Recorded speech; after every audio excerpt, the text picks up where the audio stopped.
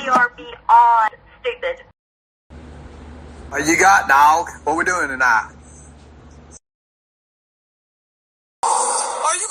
I'm on Facebook Live, sir. Are you gonna shoot me? Please help me, Facebook. Get this, bro. Nicolina came on my panel, and her name was Ernie's wife. I was like, oh my God, what in the hell? I do not have a big ego at all. Anybody that knows me personally will tell you that. I could log off this YouTube shit forever, and it ain't ever gonna faze me one bit. Stop right there! Stop! No! Every live, it's all Jimbo, Jimbo, Jimbo, Jimbo, Jimbo. Oh, Jimbo, Jimbo, Jimbo, Jimbo.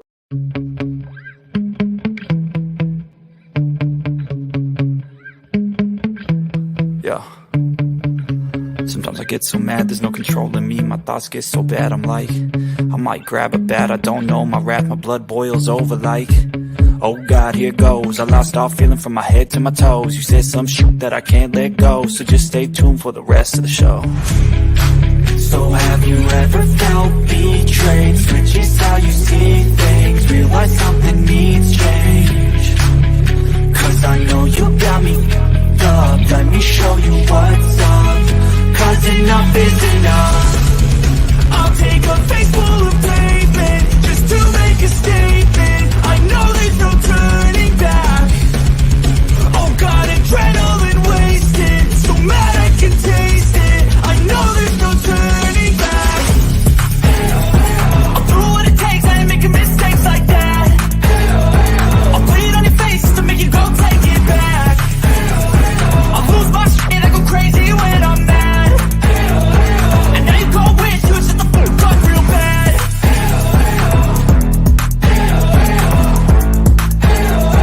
And now that I'm gone, yeah, I know there's no turning back.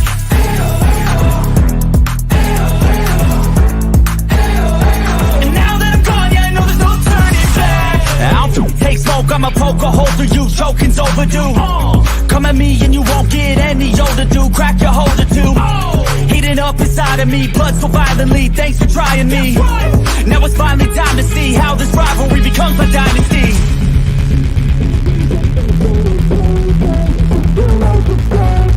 I know there's no turning back. Oh God, adrenaline wasted, so mad I can taste it. I know there's no turning back. I'll do what it takes, I ain't making mistakes like that. I'll put it on your face to make you go take it back. I'll lose my shit, I go crazy when I'm mad. And now you go wish you would shut the fuck up real bad.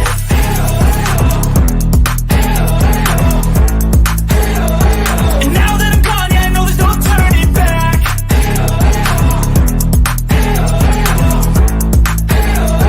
And now that I'm gone, yeah, I know there's no turning back.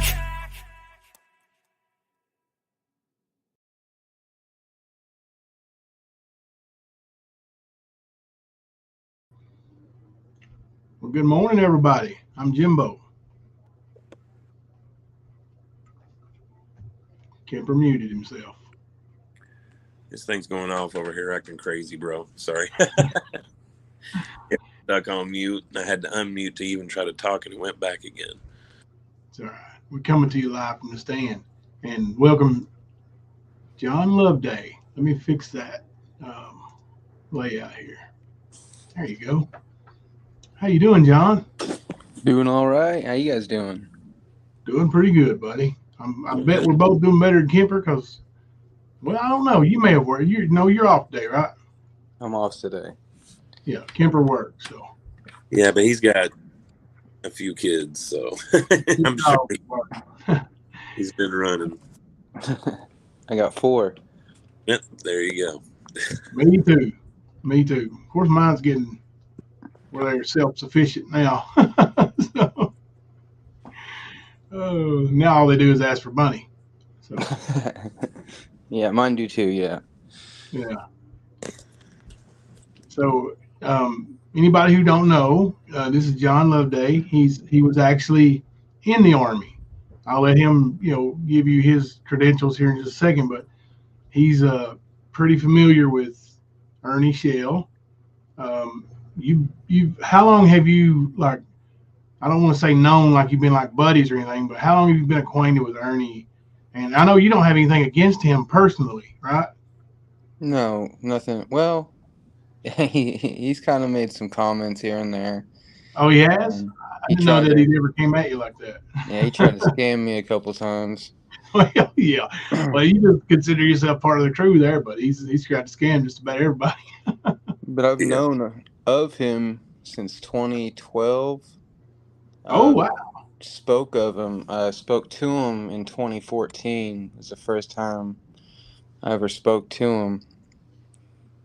And I seen him around the mask communities, the other horror communities. He'd pop up here and there.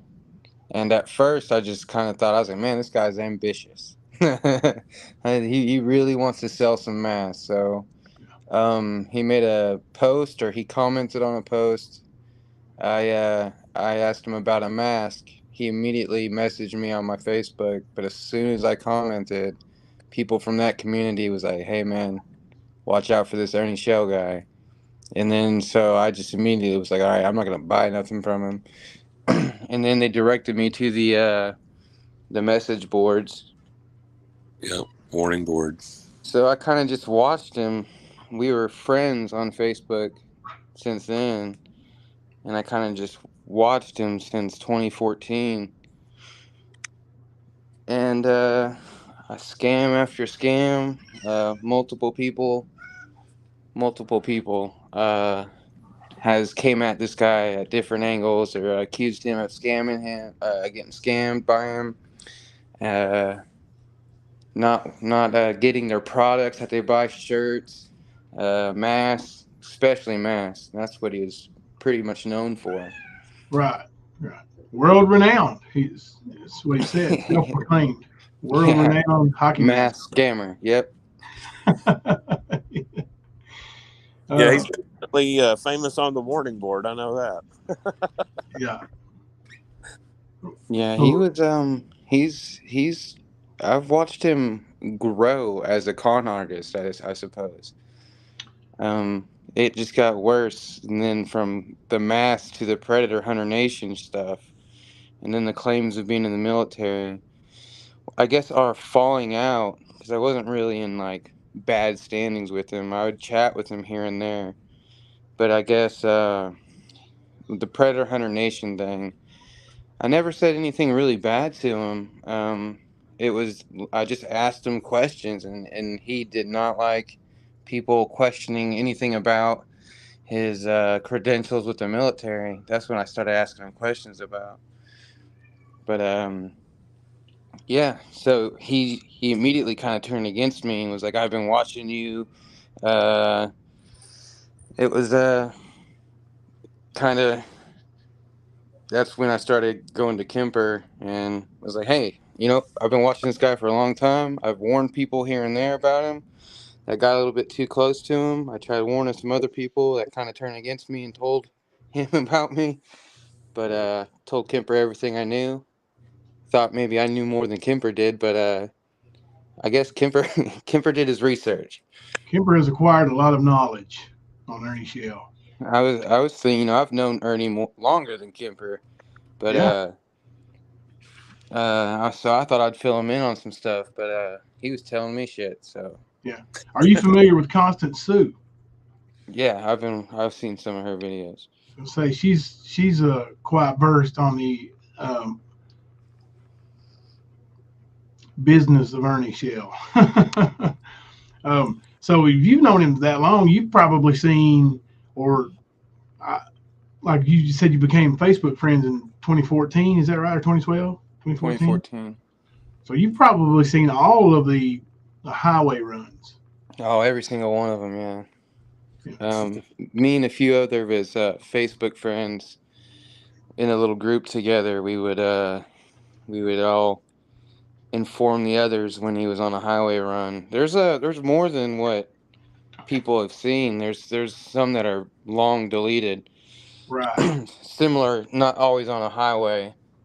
That's what I was getting at. I was going to see if you could describe some of those. I remember one specifically in April of 2021, right before he came to my house the following day, he and Phil were in Phil's living room, spaced dead out, and they both had their arms crossed, and they were rocking in chairs that don't rock, a couch and a big chair. They were just rocking back and forth, like it was like a zombie movie.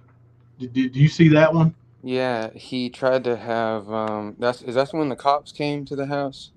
Yeah, they came like a few hours later after they had straightened up a little bit. Yeah, he like almost tried barring himself in the room. Shelby Shell. That was when Shelby Shell was out to get him. That's the same time he eventually got in a car and was driving around for like 6 hours. Kidnapped Phil, right? Yeah. He ended up at my house after that. Like he had Phil, drove him to Kentucky, and dropped Phil off in Kentucky, and then walked over to dropped Phil's car and Phil off in Kentucky, and then walked to my house and went in through the window because I was at home. Yeah. There was another time when it was by himself. He was driving for hours and hours, and he kept saying that Shelby Shell was in his trunk trying to break through the back seat. I remember that. That was his car was a mess. There was he showed the back seat everywhere, right?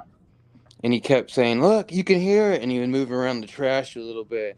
Yeah. And he was driving for hours. I tried calling him. I called him on the phone. I talked to him multiple times, trying to get him to pull over. But he ended up getting pulled over by a cop. He called the cops multiple times, but he was in so many different counties, nobody can really keep up with him.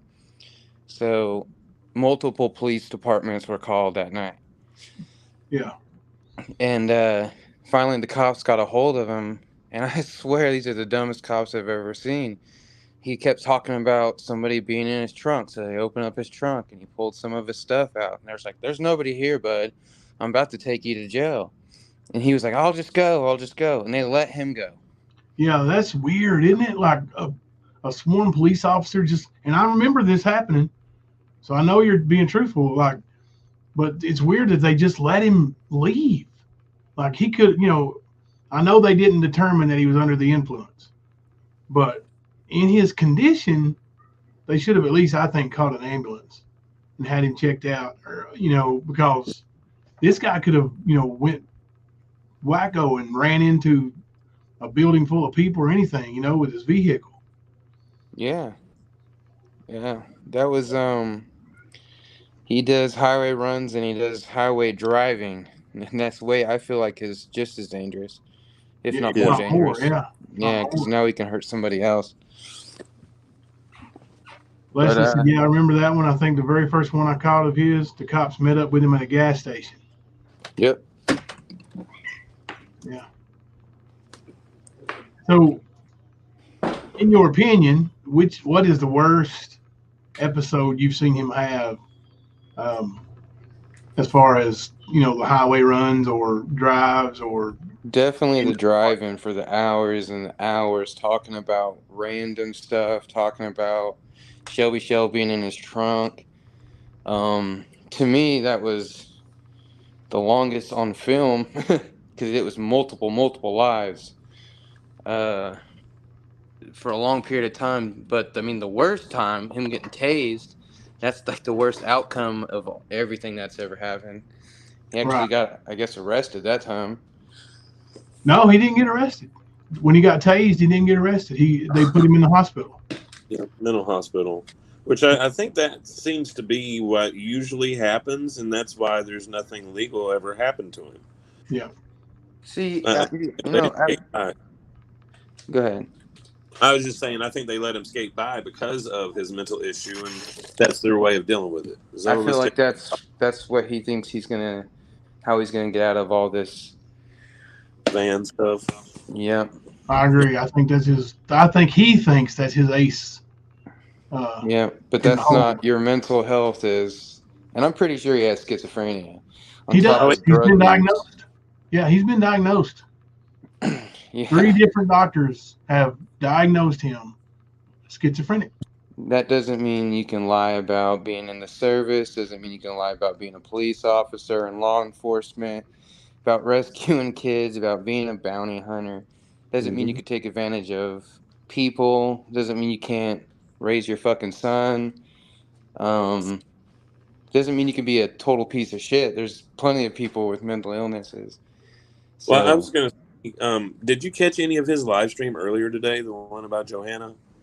no, I didn't. He was in there talking about how she's crazy and how Yeah, he was. because she's crazy, it doesn't excuse. I actually clipped it so I can post it.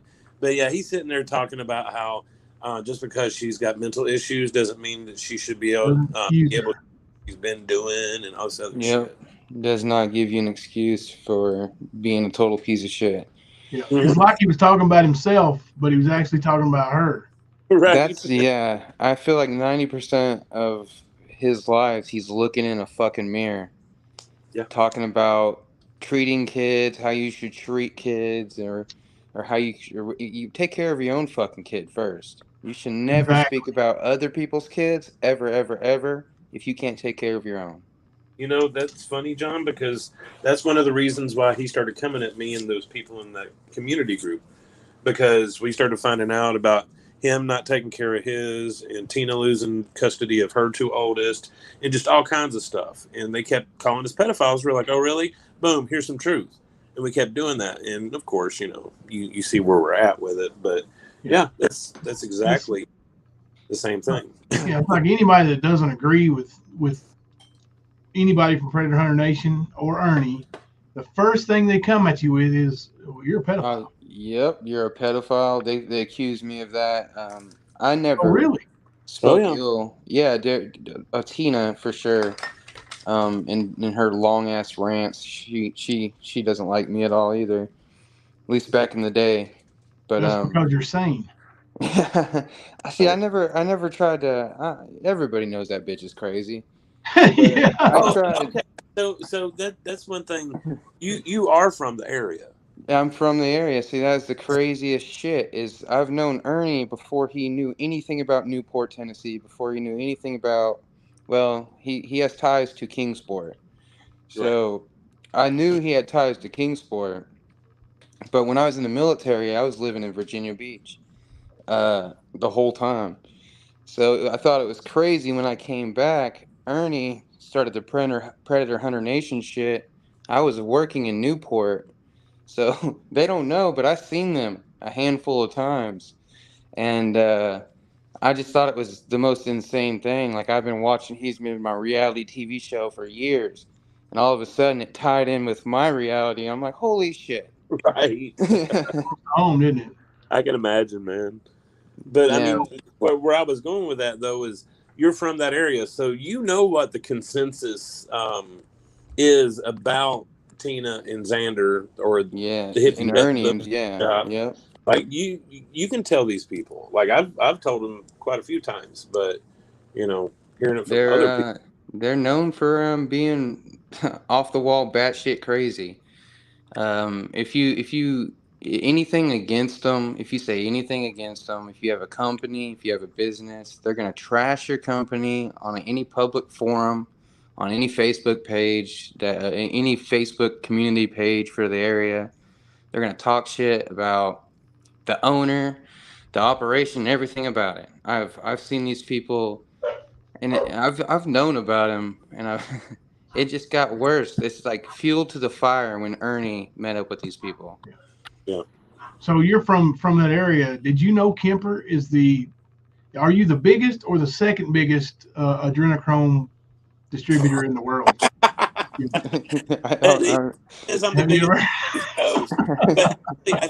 I think John knows about those claims because you know he's been following since she started saying all that. I remember Kemper on Facebook, and I mean, she was part of the whole Isaac Cappy bullshit. And, like, dude.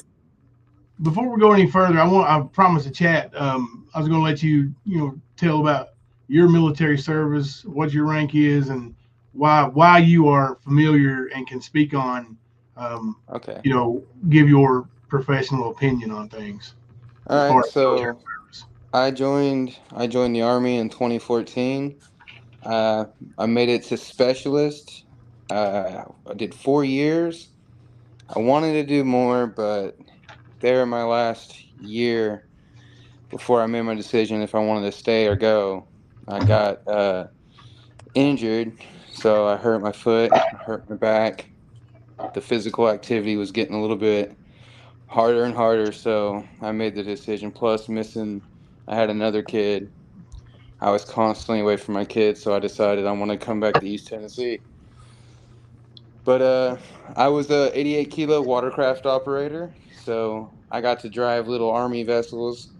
If anybody's ever seen Saving Private Ryan, those boats that hit the land and drop a ramp and people go Oh on, yeah, I was a coxswain of a boat similar to that. sweet. So So was it that pretty was it was badass to be able to do? it was honestly the best 4 years of my life, and they always say once you get out, you're gonna look back, and it definitely is. Yeah. Best 4 years of my life. The experiences I had were definitely good and bad, extreme highs, extreme lows. Yeah. um, and everything they say about the military, all the people and all the friends you make, it's like a family. I have friends here, but you become family when you go through, suck together, you know, it's suffering together, and all you have is the people around you to lift you up. I miss that the most. So, and my mental health, that was another factor of me getting out. My mental health wasn't the greatest, and when I got out, I realized the Army was kind of holding me together. So, I'll tell you something else is your physical well-being can affect your mental health as well. oh yeah, so I did. When I got injured my last year, foot wise, I got a broken foot. I needed surgery, and I had to get a bone fused together, and it put me out for 6 months. And I've always been a fit guy. I've always been in shape. I've kind of had it easy. I had just a natural build growing up, and being in the All those military made it people even much. Yeah. So I'm not trying to brag because when I got hurt, I ate a lot of food when I was physically active, but when I wasn't physically active, I was used to eating so much food. I blew up like a blimp, and I was not used to being, having that much weight on me. Yeah. So it brought my mental health down. Started out as a joke at first. I was like, look at this, slapping my belly. and then, especially being in the military, they don't, you get fat shamed in the military. It's because you have to be in Oh physical, man. Yeah. you have to be in good shape. So if you start getting big, people say, hey, buddy, you might want to skip out on the cake.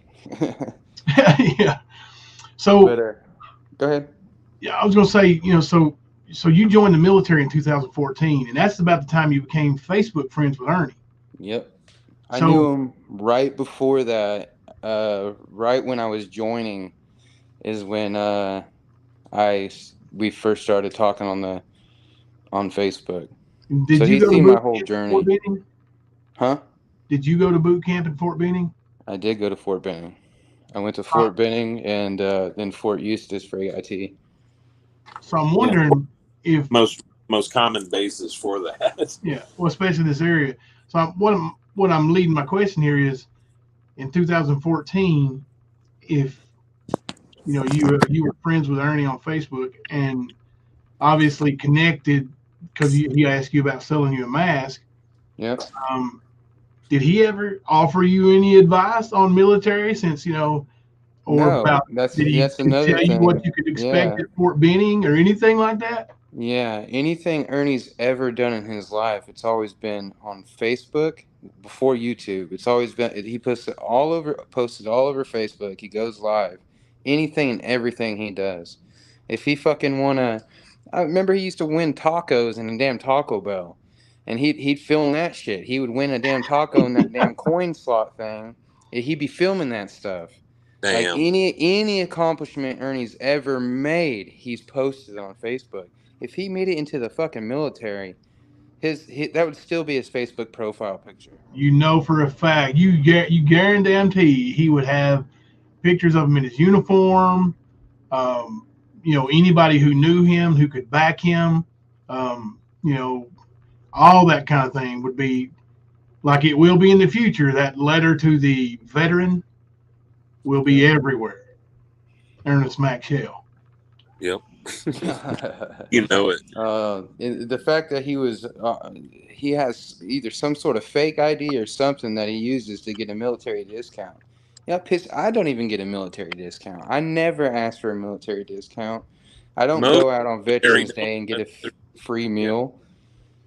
Yeah, I was going to say, I mean, even where I work, I mean, we give a hefty one on Mondays, like 30%, and 10% any other time. And like, I'll see them wearing like, Desert Storm or Vietnam or veteran stuff. And I'm like, you veteran? They're like, yeah. I was like, I'll make sure you get your discount. And they're like, oh, okay. But I hardly ever get asked for it. Yeah, because it's about pride. You don't need to tell people about it. I mean, yeah, I speak on it because I am proud, but I try not to make it my identity. I never make it my identity. I have way more respect for people that's went overseas, that's died for our country, that has fought for our country. I never did any of that, and I'll never claim that I have did more than what I have done in the military. I'm very prideful for what I have done in the military and what I did accomplish in the military, but I'll never ever say that I've done any more than what I've done. And when I see somebody say stuff, that's what really it pisses me off. It really does, because I have friends. When I got in, my mentors, a lot of them went overseas and have seen shit that that I never want to see, that I never wanted to see. Yeah. I was going to say, I have a really close friend. I've known him for about 25 years, and he was infantry or whatever, but he specifically used a long range cannon, like for between 5 and 12 miles away type range. Yeah. But I mean, his PTSD is so bad that if a door shuts, he jumps like he's ready to attack. Yeah. And I mean, he's got a little kid, and it was like torture for the whole family when, until everybody got used to it. But I mean, there's people that actually have served and have sacrificed and live it every day. And people like Ernie, people like Stephanie, they're the ones that piss on them. They're the ones that desecrate them. Yeah. Yeah, I would never, if I never served, I would never claim that I did serve or was in law enforcement or anything. I'm not a person that wants respect for being in the military, I don't, like I said, I try not to make it my identity, and I didn't go overseas, and I really feel like those are the people that people should be thanking. They gave up a lot more. And I gave up some family time. I gave up some mental health, but I didn't give up what those guys gave up. Those men and women. So what kind of emotion, and besides anger, because I know I got angry when I heard it, but like I heard this lady come up on Ernie's panel and literally thank him for his service. Yeah, I watched like I said, I watched a little bit of that live, and I just couldn't fucking. I was waiting for him to say that I am a veteran of and you know what I mean, ... And he's just trying to allude around to the fact that he is a veteran. He pretty much said it, and then that's what got me and him kind of into it in the first place. When she came up there and started talking is when I had to turn it off. It's sad, you know what I mean? Like, it's sad that he has people, and I'll just say it. I mean, these people are not bright. They're not the most intelligent people. The average person, I feel like the average person with average intelligence, you can get fooled by Ernie for a few seconds, but once you get to know him, once you see him, once you see how he speaks, once you see how he talks and how he interacts with people, he's a fucking fake. He's a con artist. it's easy to tell for me, and I don't see how he has people that are backing him. And I think now his mods and his diehard followers, I think they know he's a piece of shit. Yes. I don't think that they're that stupid. I think that they know that Ernie's a piece of shit, but they like being mods. Maybe they're attracted to Ernie. Something, they just like his clout. I don't know. Yeah. But they cannot be fooled by this motherfucker. I think they're desperately wanting some kind of hero, and Ernie's pretending to be one, and they're letting him. A lot of them are. And a lot of like the drama. Yeah. Yeah. See, that's the same thing. You know, I don't really care about, like, you know, I'm not trying to mention other YouTube creators or nothing like that, but the mean girls, you know, I think it's fucking hilarious. I'm not gonna lie. What I think they do is what I think they do is terrible. I think it's disgusting, especially all the shit with the kids involved, and you know, I think that shit's fucking disgusting. But damn, they make me laugh. I'm not gonna lie. The shit that they say, and I don't like them, but it's modern day soap opera. It really is. They lean so. It's like fucking wrestling. It's like they're leaning so hard into the heel roll that it to me it actually is fucking funny, terrible at the same time. But when it spills over into real life, you know, when it spills up, and that's what I was gonna say. Now, you know, I can think it's funny until people start showing up within a mile of your fucking house, and it's why get that mad? I understand, like, I can sit here and say, Jimbo, I fucking hate you, dude. Like, you're such a piece of shit. If I ever see you, I'm gonna knock your ass the fuck out. But I'm not gonna come up and fucking. Maybe I don't give a fuck about you, but I don't have nothing against your wife. The fact that you're a husband, the fact that you're a dad, to me that should be more than anything else. You know, this person, you know, you're a provider to your family, you're a leader to your family. You know, why would you come up and threaten someone's, you know, the safety of your home? You know what I mean? Like, that's your kids, and that's crossing a line. Yeah. You can sit there and go back and forth on the internet with somebody, but don't bring it into real life. Right. Now, or calling CPS, knowing that what you're saying is bullshit, calling the law, trying to get someone, you know, swatted. That's crossing the fucking line. And I hope deep down the people, whoever, you know, I hope they get caught for one. But if they don't, I hope you fucking feel good about yourself. Deep down, there's no way you can go to sleep thinking that was a good idea, or that was like, oh, you got them. Now, since we've talked about Ernie, and now we're talking about the call and making calls, it brings me to a question that I, you know, impromptu. I wasn't thinking it's something I was planning on asking, but Mama T one day in the chat argument was saying that you know, people calling 911 when Ernie's having a highway episode, they don't think they should do that, and I disagree. Even when I was friends with Ernie, I think calling somebody that, you know, an official to get them off the highway is a good thing. Yeah, and Ernie should be thanking people when any of that. He should be thinking. It doesn't matter if it's, you know, his worst enemy. If they're trying to calm him down and give him a good advice at a time like that, you know, unless they're antagonizing him, or if they're trying to actually get him help, that's a time where the cops need to be involved. Emergency services need to be involved. You know, as much as I despise Ernie, who he is, and, you know, the person, especially the person he's become, I don't want to see him get squished. Right. You know, I don't want to see him get squished on the highway live. Right. You know, maybe get punched in the fucking mouth, but I don't want to see him get, you know, I don't want to see him get punched in the mouth with the Mack truck. Yeah. Right. Well, it's like, you know, what I was saying is it's not just Ernie, it's whoever runs over him. Yeah, that's what you're ruining. Forever. What if it's a carload of kids? Or what if he's in a vehicle? What if he's jumping out of a fucking vehicle Right, like he You did on know, highway. that then you're causing the people in the vehicle to freak out that you're jumping out of. You're causing people behind you to maybe swerve and try to miss you if there's anybody behind you. Yeah, he doesn't think about stuff like that. And that's when I really started to just finally figure it out. You know, I had hope that maybe if somebody busts Ernie's ass hard enough, put his shit out there, right out in the fucking open, you know, finally bring him down, that he'll be like, all right, you know, maybe I should use all this shit that I've been using for bad. Maybe I should use it for good. But he doesn't. He doubles down on the shit.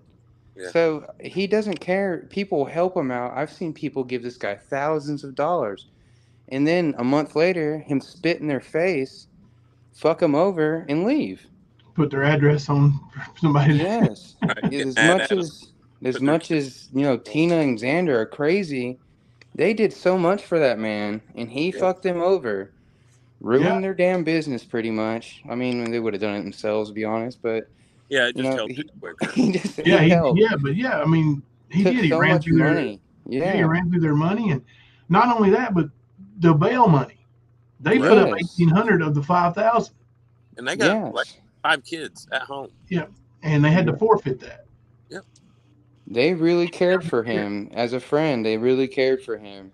Yes, And they I've do. seen other people that, what was that one? I forget her name. The one with the nose. Lisa. Yeah, so I'm not trying to make fun of her. That's all I know her by. Cause No, was, her name, her YouTube yeah, name for a while was the Nose. That's all I knew was something the nose. But that woman, she did a lot for him too, and it's honestly, man, people tried to tell him, and I mean, hell, even when they like Predator Hunter Nation split up, both were told, "Hey, man, you guys are better off away from each other." Like, yes, y'all need and like none of them would. They came back together, you know. But you know, you were talking about him playing in the highway and stuff, man. I've seen you. I'm almost certain in 2 significant live streams, you trying to help Ernie and get his attention so he won't get hurt in the middle of that. Yeah. You're in the chat talking to him like, dude, you know, you need to go back to it and chill out. Multiple times. Like I said, when he used to drive around, there's 2 times where I called him and I talked to him. You could see on the live. You'll see me comment. It's probably deleted now. There was one where he was driving around. I had it recorded. I probably still have them. I just have to dig deep for them.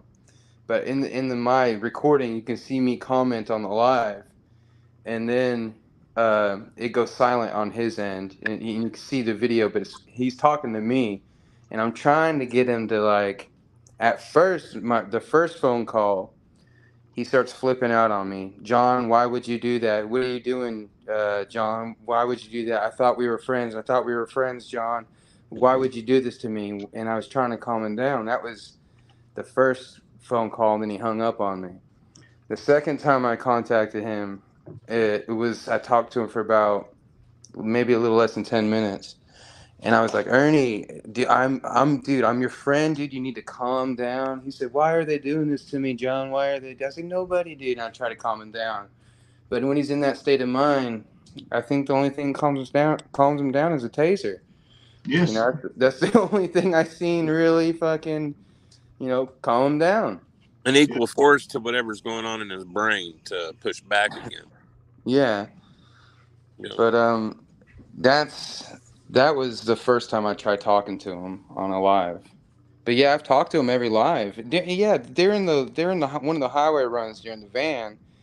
Mm-hmm. I felt I was like battling Tina during that live because she was telling him to get away from the van, go away, walk away. I was like, no, go back to the van and sit the fuck down. Yeah. I was gonna. I think I remember you commenting in that live, and he she was telling him like the van is attacking him with frequencies. I was like, everybody was trying to calm him down, but she's feeding his psychosis by, you're right, Ernie, they are trying to fucking get you. They're contacting you through the van. Yeah. So I mean, and I don't want to speak bad about nobody, but damn, them together, was the worst mix of people that could be grouped together. I don't know if you've seen him lately, but he's starting to allude back to that Tina something, the world hasn't seen everything yet. And there's things you can't explain. And Tina's like, tell him what it is, Ernie. And it's like they're going to make some kind of big reveal that Ernie was dead or something, and like it's just.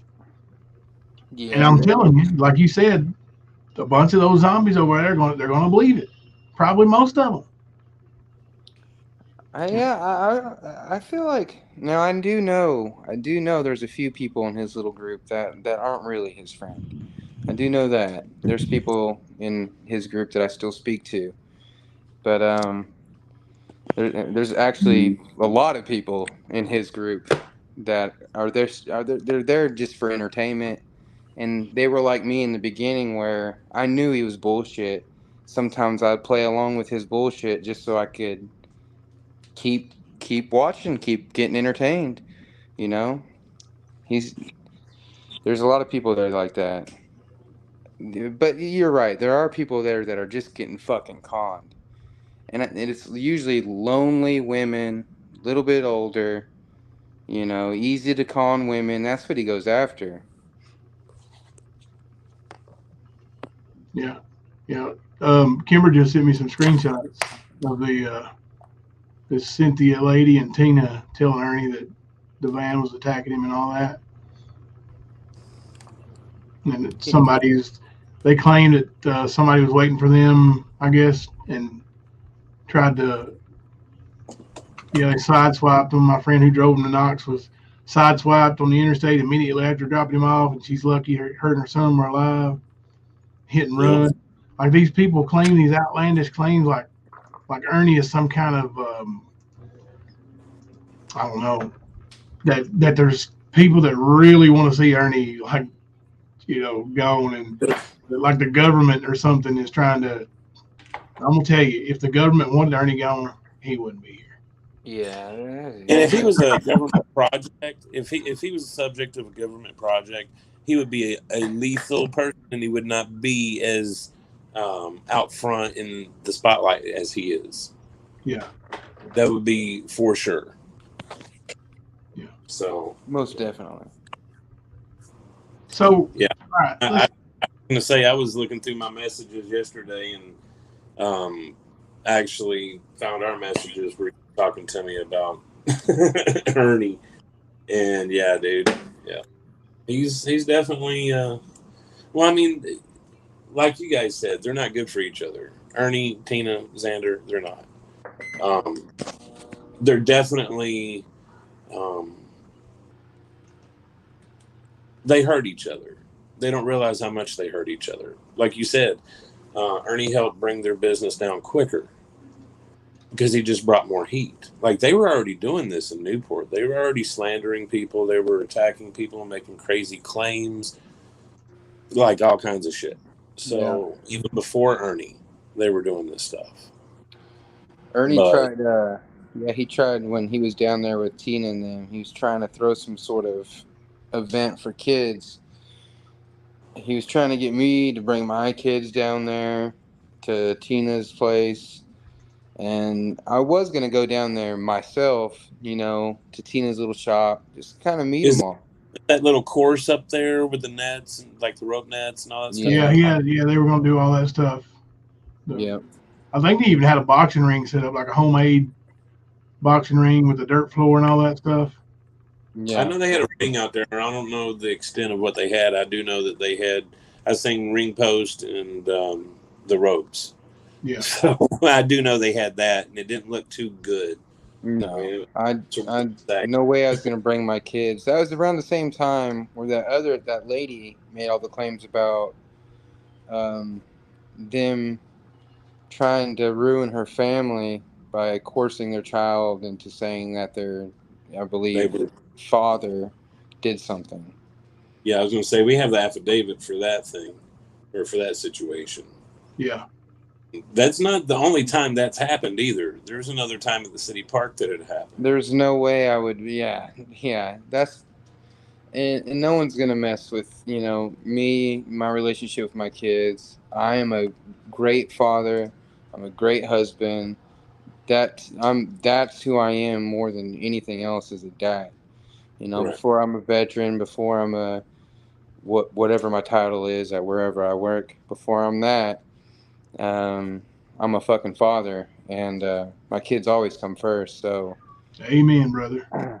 I try not to. There's nothing anybody can come at me with. You know, you can look up my record. You could, you know, you find out where I work, and then you can find out what I do, and then you can try to ruin that, and you can't. So, um, I don't have nothing to hide. Just like, you know, if you don't have nothing to hide, nothing to worry about.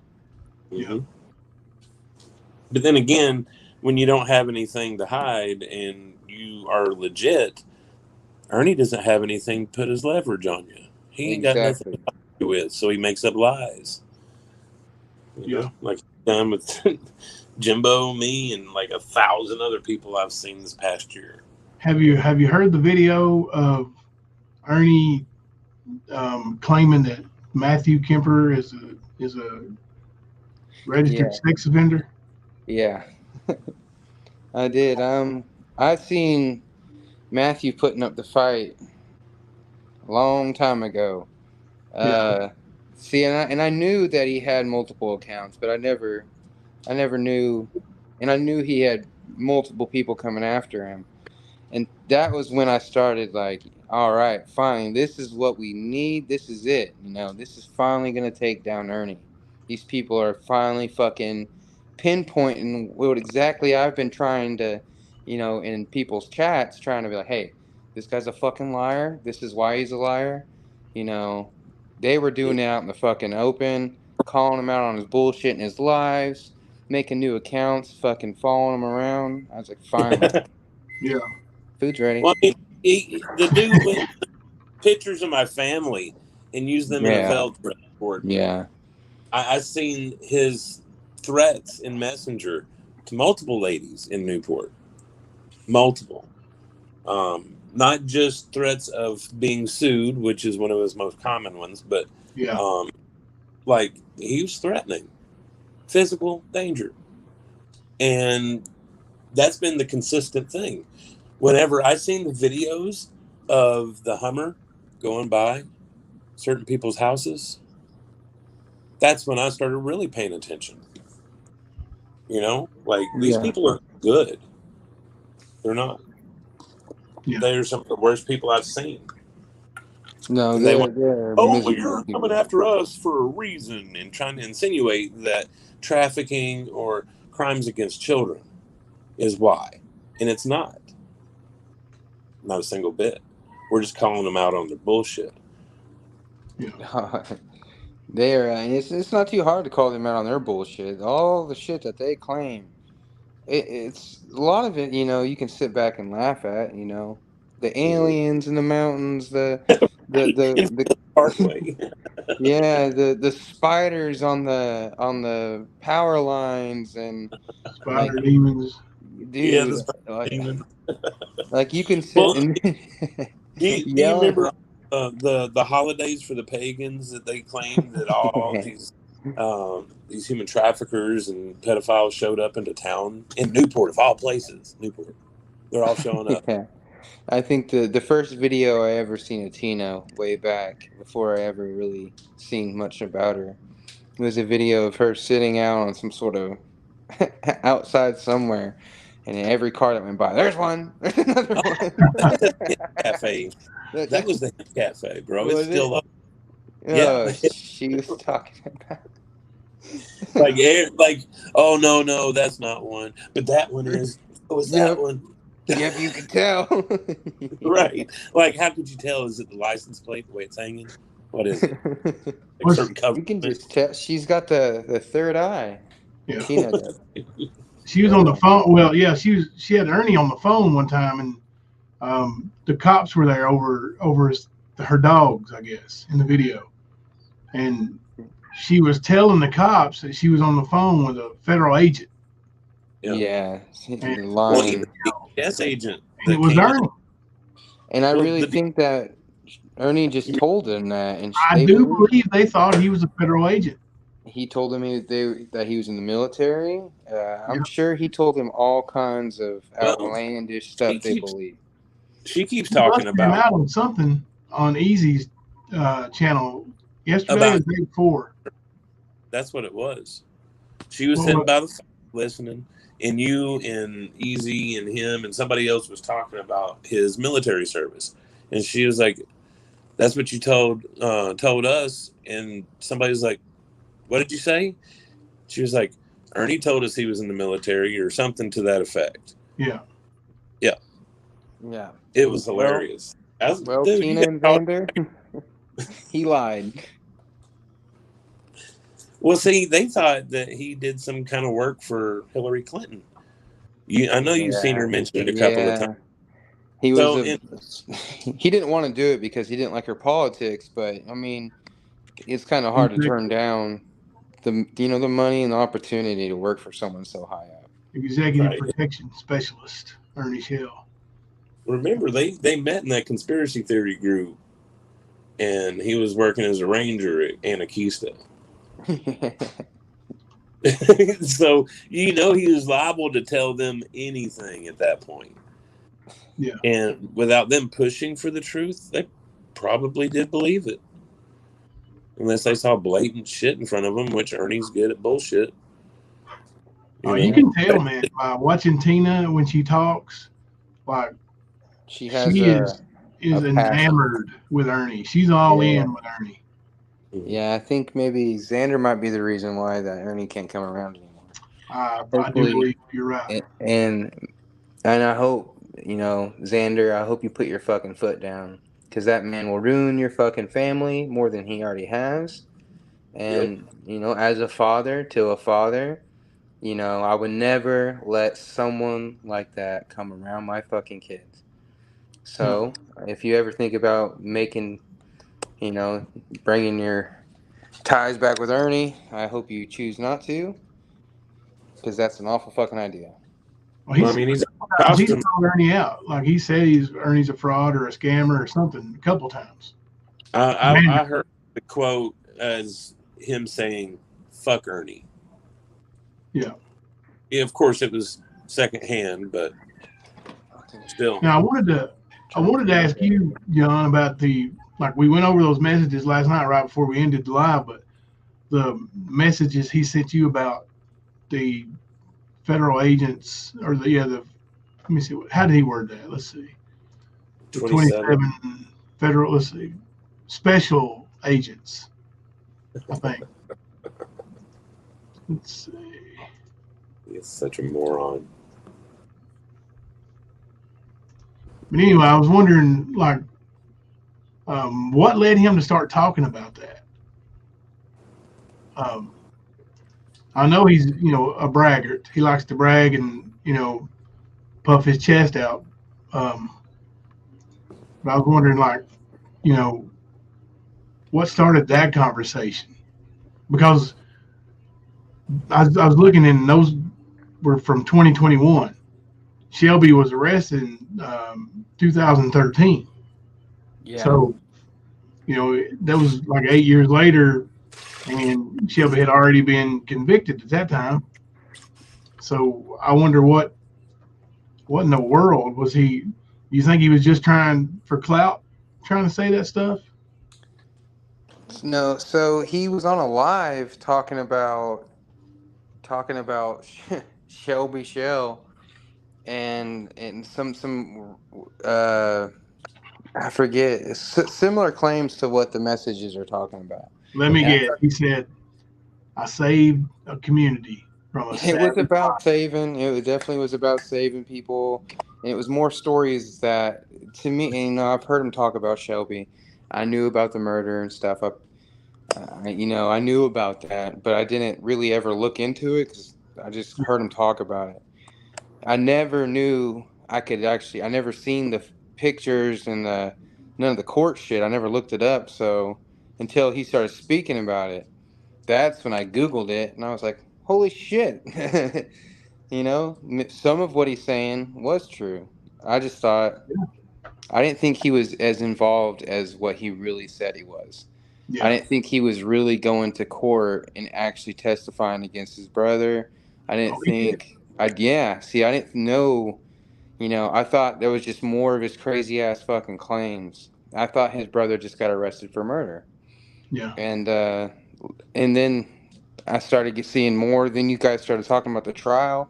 I was like, holy shit, maybe this motherfucker was involved with it.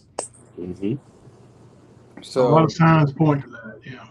but I was kind of questioning it because when he was speaking on his live, I was Googling it and then kind of, getting more familiar with it. And he only killed one person, so I knew that. So I don't remember how I asked him or what I asked exactly, but Oh yeah, he said he was a serial killer. That's one of the first things in the message that you sent me was he's killed. But I think he said 16 or 13. Let's see. yeah, I was like, I thought he only got arrested for killing one person. Yeah. But that's what. Well, Tabitha was on Ernie's panel the other day, and she was trying to back his story up about that girl in the earring. Oh yeah. Well, Tabitha wasn't even with him when that. I'm just letting you know that's what she was saying, and I was like, maybe both of them are lost, like mentally. Possibly. I don't know Tabitha well. I don't know her at all, so I couldn't speak on like she is or ain't. But well, I mean, they were talking about how they turned it into the cops and all this other shit, dude. Like they had a whole fucking story with it. Tabitha's other sister? no, Tabitha is one of Shelby's baby's mom. Yeah, ex-wife or whatever. Oh, their cousin? Possibly. Oh Lord. Now, but you say that, but the one sister that messaged you about saving Ernie from kidnappers in New York, that sister has been rumored to have had relationships with Shelby and Ernie. Yeah, she's wouldn't really surprise me. She was either trying to. You guys haven't really went over that, have you? No, we haven't went over that part at all. So she was either trying to con me, also, or she's just plain stupid. But possible. Maybe both. Like honestly, though, I mean, think about that video that Ernie showed today that was really fucked up. And think about the video that she had that Ernie or his kidnappers had sent her in that video, in that screen record of your messages, John, with her. You remember which one I'm talking about? The snuff one? Yeah. I mean, it's along the same fucking lines kind of shit. You know what I mean? Yeah. I don't know if you know what he did today or not, but... Yeah. No, I've not seen any of what he's done today. He played a really fucked up video with kids being hurt in it. Apparently, yeah, some kids getting smashed with axe handles. Axe? Or axes, yeah. Yeah. And if you remember that video, it was somebody getting a smiley face, so to speak. Mm. The second one, yeah. Yeah. I didn't see the video. I heard about it, and Easy and Ernie went at it over it. So I don't know. Yeah. They said Ernie was trying to suck back up to him as we were going live, but yeah, Easy had pretty much told him to F off there at the end when right before I came in. Oh yeah, so yeah, the video. So I mean, I'll talk about it, but I mean, I think I sent it to Kemper, and I warned him. I didn't want him to really watch it, but I wanted him to see, what kind of bullshit, like what kind of. That's fucking you send that shit to the wrong fucking person and they open that could really traumatize somebody. Yes. Because what they fucking showed, it was vividly a woman getting her ass beat, getting her hair pulled back. Oh, you're talking about the one who got cut?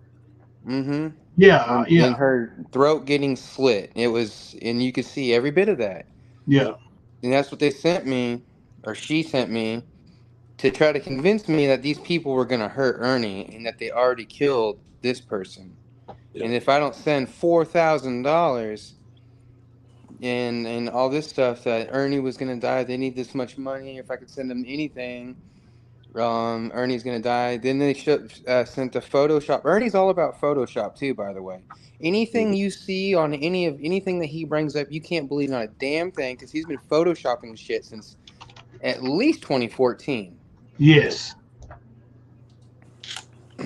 Since I've known him, I've been seeing his Photoshop bullshit, and people call him out on it. That one where he's tied up, that was a Yep. really poor job at Photoshop. Exactly, because I've seen that same picture or video before. Yeah. Yeah, I put that one up there. You have that, don't you? I've got it somewhere. Yeah, hang on a second. Let me see if I can find it. It's in my screenshots I sent you last night. Oh, you sent it last night? Yeah. I sent you a second set of screenshots. It's all from Melissa. Ah, okay. Yeah, but that's when I seen that, I was like, yeah, there it is. Let me blow it up. Like, it's messed up, bro. Oh, this one don't have Ernie's face on it. That's the one before they put his face on it, right? That might be the one I sent her. Yeah, it is. It is, yeah. So she sent me one with Ernie's face on it. Yeah, here it is. Hang on, I'm gonna screenshot them so they're bigger. Actually, I can blow them up. Let me just send those over.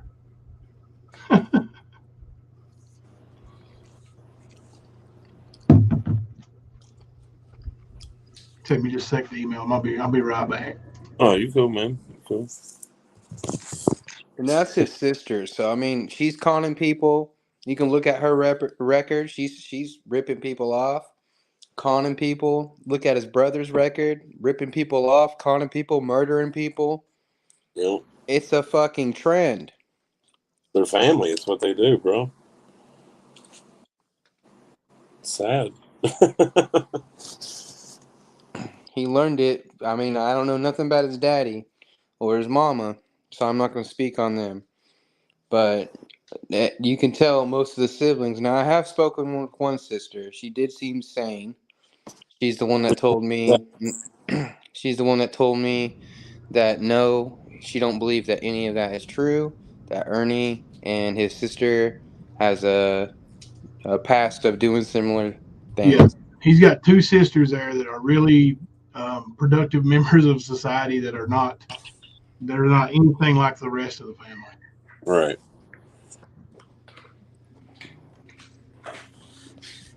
Yeah. So now I only know the two. I don't know if he has does he have a third?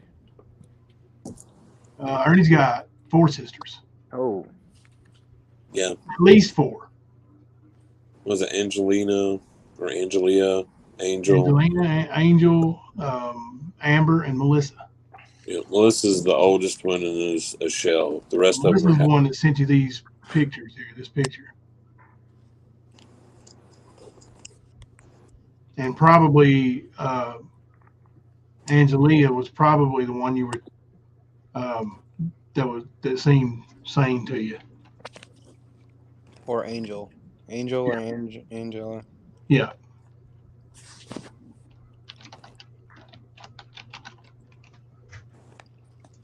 Let me see.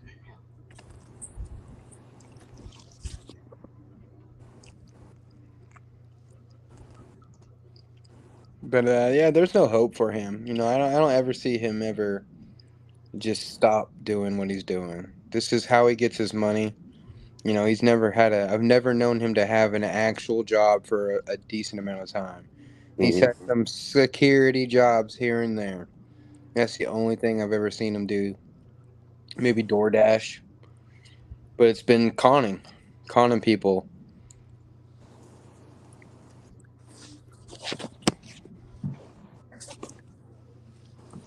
GoFundMe's. He's been doing GoFundMe's for years. Mm-hmm. And like you've been around, like you, the mass things. How many? If you were estimating how many people you saw with, that you could say, I saw this person claim this, that did never receive their mask.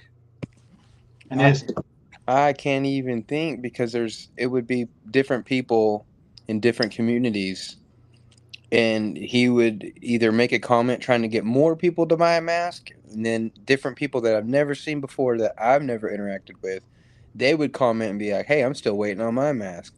And then I'd be in another community. He'd make another post, and then it'd be the same thing. So I would say he made quite a bit of money. And I'm sure there's a bunch of people out there that just let it go without making, we're just like, okay, this guy's a fucking con artist. I lost my. Yeah. He was selling masks for like 300, and if you couldn't afford it, $200 or $150. Oh, you're a veteran. What about $100? So I already knew, like within him before he even messaged me, I had a message from another person. Don't do it, dude. So if you see on screen there is the picture she sent you of Ernie being tied up to a chair while he was kidnapped in New York. And they needed thousands of dollars to spare his life. And once y'all get a good look at that in the chat, I'll show you the actual picture. That's Ernie's face. Now, I'm sorry. Just looking at that, you've got to be able to tell that's phony. Yeah. I mean, come on. Do y'all see that in the chat? All right, now I'll show you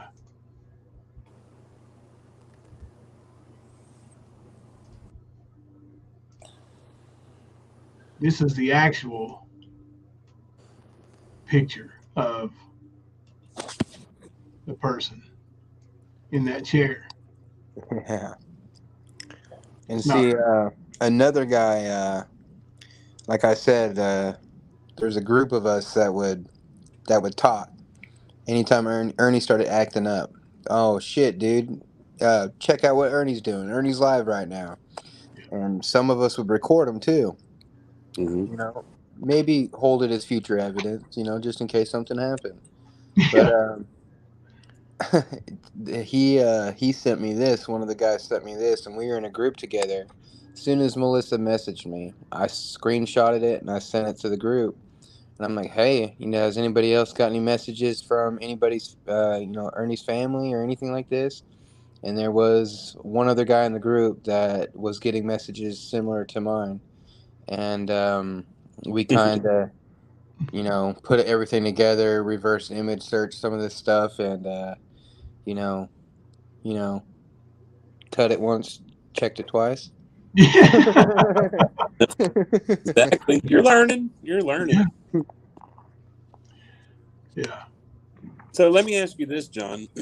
You said that whenever you first learned of Ernie, that people would message you and say, hey, buyer beware kind of situation. And you also said something about the warning board. When did you get like your first view of that warning board? It was they already were. Ernie was all over it. I was kind of oblivious to Ernie. Like I said, I seen him pop up everywhere, but I never really clicked on any of his stuff or read any of the comments or nothing because I wasn't looking to buy a mask. And I knew of him before the military, and when I joined, I believe I was in basic, and I think I got my first few paychecks. It was when I messaged him, and I was like, all right, I got some fucking money. I want a mask. And that's when I started I tried commenting on one of his Facebook posts, and some people seen it and messaged me, and then he messaged me right after, and I just played along ever since until he got tired of me, I guess. I was going to say, because I've been part of the warning board. Like, I don't know if it's private or whatever. There's so many I've had to join because of Ernie, but it was a little bit more in depth with the actual people that it happened to being the people posting it, as compared to Horror Mask News. Horror Mask News was a lot of, you know, they weren't dealing with Ernie anymore, but they were sort of following too. You know what I mean? Yeah, I was just that warning board when I seen it, I was like, wow. Like he has done a lot of shit to a lot of people, and just me guessing by those comments and posts, there's at least 100 people that don't have masks. Oh yeah. Let alone that's when I started finding deeper. Like I said, you'll find it everywhere. The different communities I was in, I'd see different faces, more and more people, and it was like, how did I not see any of this before? He's good at finding nooks and crannies where, and back then where anybody can find the Jason game thing. He was in one of those groups trying to sell people masks. I'm the official fucking. I'm actually the Friday the 13th game that he's talking about. I was one of the backers for that game, so I put money down my name's in the fucking game too. Really? And yeah, That's cool. I didn't know. but I thought was lying about the special. What was it that he is? Special thanks. He is. He does have a special thanks. But my opinion on that is just like he was doing with everything else in the mask community. He made himself up to be somebody he wasn't. Like when I first seen him, and I thought he was like a good hockey mask maker, at first. And I think he was showing a video in one of these groups. It was about him making leather and how he went out and sunned it and beat it and did this and that, and this leather's this and that strong and looks like this in the movie and blah blah blah blah blah. And I was like, wow, this guy's really passionate. And so he did dupe me for a good, a blink of an eye, because once I became friends with him on Facebook and can scroll through and see multiple videos, I'm like, all right, well, no, actually, that mask would not take a fucking baseball bat to the face. You would break your face if you had that on. I started seeing, it was very easy to see that he was just a sham wow seller, Yeah. Right. But no, honestly, I didn't know that was like a thing that people did early on. I know that I learned trying to put that information out there to the audience that needed to see it.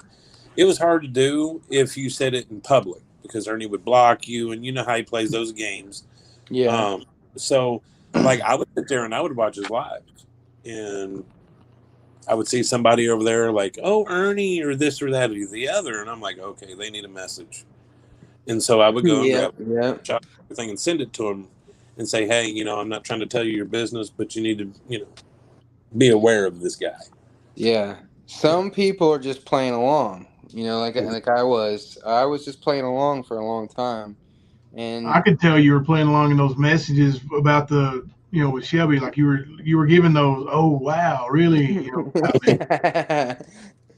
Yeah. I feel like that's how he gets into people's bank accounts. He throws the net out there, right?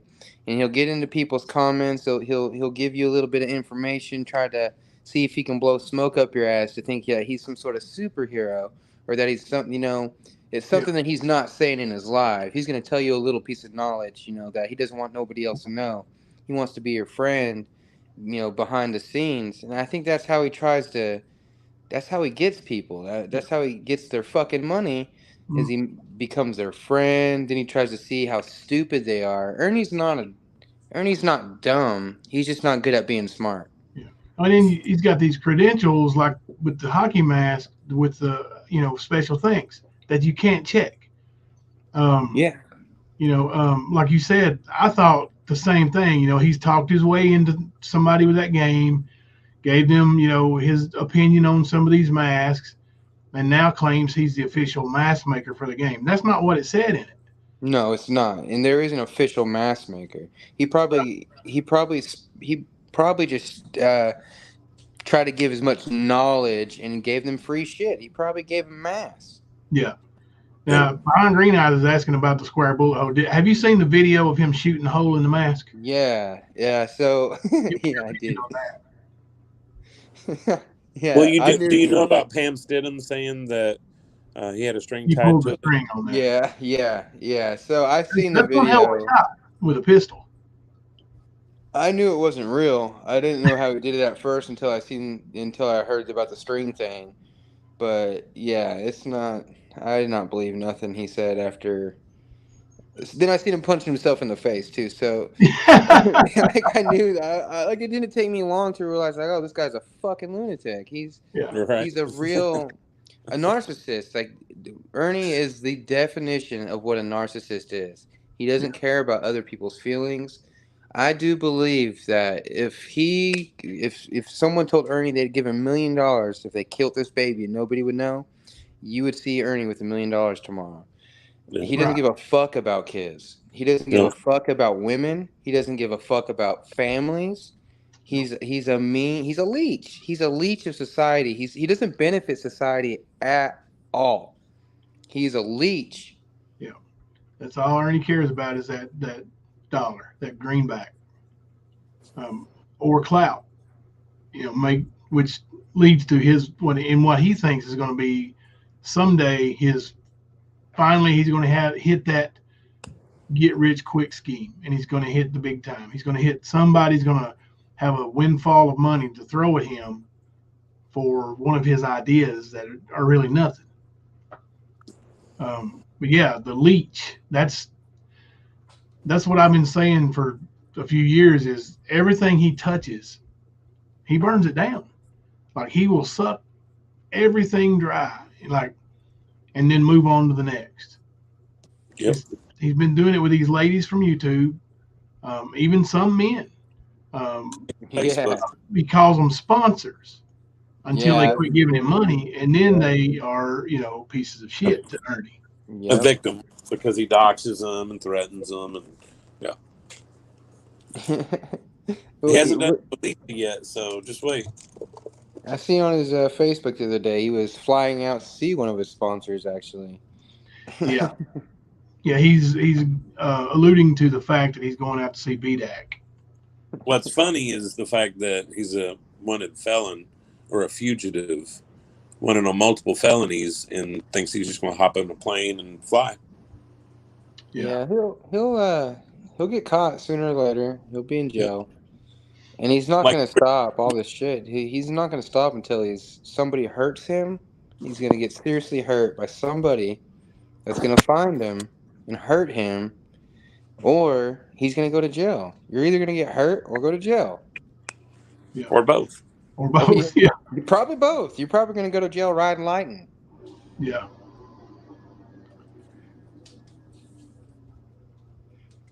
But yeah, I've seen Ernie. It seems like it's only getting worse. He's not getting any better or any better at it. Yeah, well, I mean, he's diagnosed schizophrenic, and he's not taking. You only go downhill. I'm sorry to say, reversing that, man. There isn't. Yeah, I'm sorry to say, but eventually the veil's gonna come up, and it's pretty much already have. Yeah, especially with the refusal to take the medicines that help him. Mm-hmm. He'll tell you if he's on his meds that his meds are the reason why he's doing good, and then he don't like it. He don't like not being big bad Ernie Shell. So he ditches the meds to become something he's not, and eventually, like you said, it's going to get him hurt. That meth, that's not helping it either. That's accelerating the whole slide that he's taking right now. Because, I mean, honestly, I know he's done a good job of hiding it, but the signs are there, and he's definitely... Yeah, he just finished another 4-day. So he can say what he wants. Mama T can say what she wants. We're not stupid. You know what I mean? Like it's self-induced at this point. Yeah. Nana Kim said, we can only hope he live streams it. I think, like John was saying, he's always recording. Pretty much if he's not recording, there's something wrong with his recording device. Yeah. Like, See, that's it's- what I wondered. when he gets arrested, it's going to fuck with him because he's not going to have his cell phones like he does. Yeah. And the inability of being able to do a live stream, like, it's going to fuck him up. That's his Like- biggest drug. It's social Yep. media. Well, it's almost like it's his security blanket in a way. Like when he's really manic, he's live. When he's And scared. usually running or tripping out, like you know how he does on his live streams. Yeah. That Yeah. shit. Yeah. So, I mean, to me, that's going to be a purgatory that I'm going to love knowing that he's going through. And he's not going to know every day what people are saying on the internet about him. Because we know he wakes up every day and Googles his name just to see what else is, you know?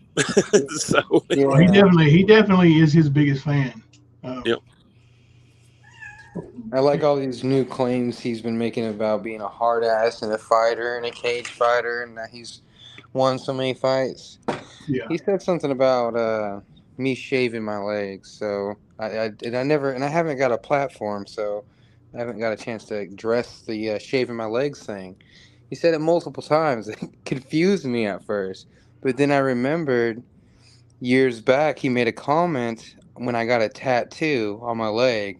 When they shaved my leg in the picture, you can see my tattooed and part of my leg is shaved. Yeah. So that's the shaving my leg part. So And he's held on to that. yeah, a few months later, I got another tattoo on my other leg. So there's another picture of my leg shaved with a tattoo. So he was like, "Why are you shaving your legs, brother?" So I was like, "That's what he's talking about, the shaved leg thing." I didn't understand because Yeah. he brought it up, I think 3 times. He's probably got a screenshot of it. but You I know would he does. love, yeah.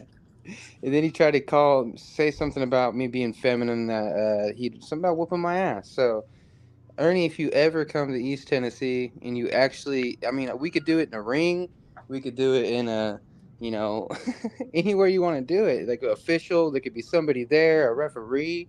Go down to the rock court. Yeah, wherever you want. Like, I'm not trying to be a hard ass, but I would promise you, Ernie Shell, I would fuck you up. I promise you, Ernie Shell, I would fuck you up. And I would show you, shaved legs or not, you would see one of these legs right across your fucking forehead. Yep.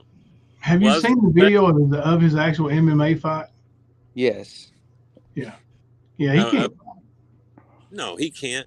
And that's the thing, though. John has actually gone through military training, Ernie. They do teach you how to do certain things that you claim you can do and you've taught other people to do. I think he wash him. Yeah, I know he'll hear it. And if he ever, we'll film it. We'll do it on his live. It'll be, if you help, I would love to. I'd let you punch me in my face. I promise you wouldn't hurt me. I would fuck you up, Ernie. Yeah. Oh, hell, when he fights the big guy and the big guy quits, he's throwing wild punches and, it's a slap pretty much. And the dude quit. Like, there's no blood. The guy ain't bleeding. I'm like, if somebody hit me and it didn't knock me down, it didn't knock me out, it didn't, make me googly eyed, it didn't cut me, I'm not quitting. Especially in front of my woman. Yeah. Like, not to in me, front that of a big live guy is audience, I'll tell you puss. that. Huh? I said, not in front of a live audience. You better, Right. put me to sleep or knock me out. Right. And that guy was, Ernie keeps saying, well, his dad was trained by Chuck Norris. So? That don't make him nothing. Yep. He wasn't trained by Chuck Norris. His dad was. Yeah. That's it. You got people that pay to see you in the John Loveday and Ernie Shell fight. I would pay Ernie to fight me. I give him Would you $100. down at the backyard armory there, John? Hey, there's one right next to me, bro. Yeah. He said, you give him $100 to show up? I would give him $100 to fight me. There you go, Ernie. Before we fight. Yeah. Oh, you'll hand him the money before the fight? Yes, sir. If he better not run, I'll chase him. Mm, You catch his bow-legged ass. yeah. Yeah. I don't see it taking off running too fast nowhere. But I've been Shaved seeing no. he's been sending pictures and videos of how badass he is, and I would like to challenge him for the title. And you know, I know he's got to have a belt, and I don't want it. You know what I mean? I want the belt. He actually does have a belt, or he used to have a belt. It's got his name on it. And Really? it's like the junior flyweight or something champion of shoot fighting. And I was like, Ernie, where was this at? And he told me it was somewhere. I think he said Tennessee. And I said, did you get the belt that night? He goes, yeah, man. As soon as I won, I was like, how the hell's your name engraved on it? And because you can order a belt and have your name put on, right? Yeah. And he's like, you don't win a belt with your name on it. They must have just right. knew he was gonna win. Right. Yeah. He didn't know he was going to win. He ordered a belt and said he was in a tournament. He wasn't in no damn fight. Just You like ever heard of Charlie Zenoff or Zeloff? He's like this bully boxer. He's not a real boxer, but he's like the guy that goes in like on the videos and beats the shit out of people, punches people and shit. Yeah, sucker punches people, beats the shit out of people that don't know how to box. Yeah, carries around a fake belt. Says that he's like 57-0, 63-0. Yeah, that's fucking Ernie. Somebody said he'd slip right off of your smooth legs. Yeah.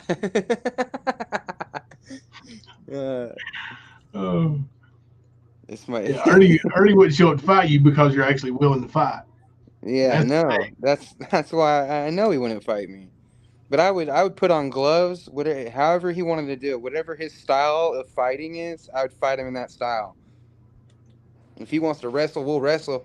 If he wants to just box, we'll box. He was Golden Gloves. We'll just box. If he wants to grapple, I promise I'd fuck him up grappling. Did he tell? Yeah, he can't grapple for shit. Did he tell you he was Golden Gloves? Oh yeah. Oh my God.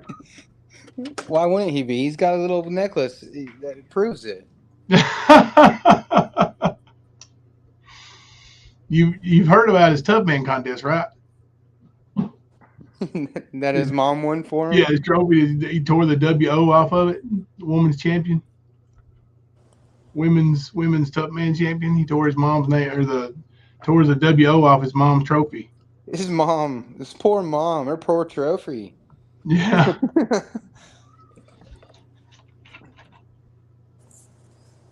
Yeah. Now, let me ask you this. He was talking about busting out of the pants.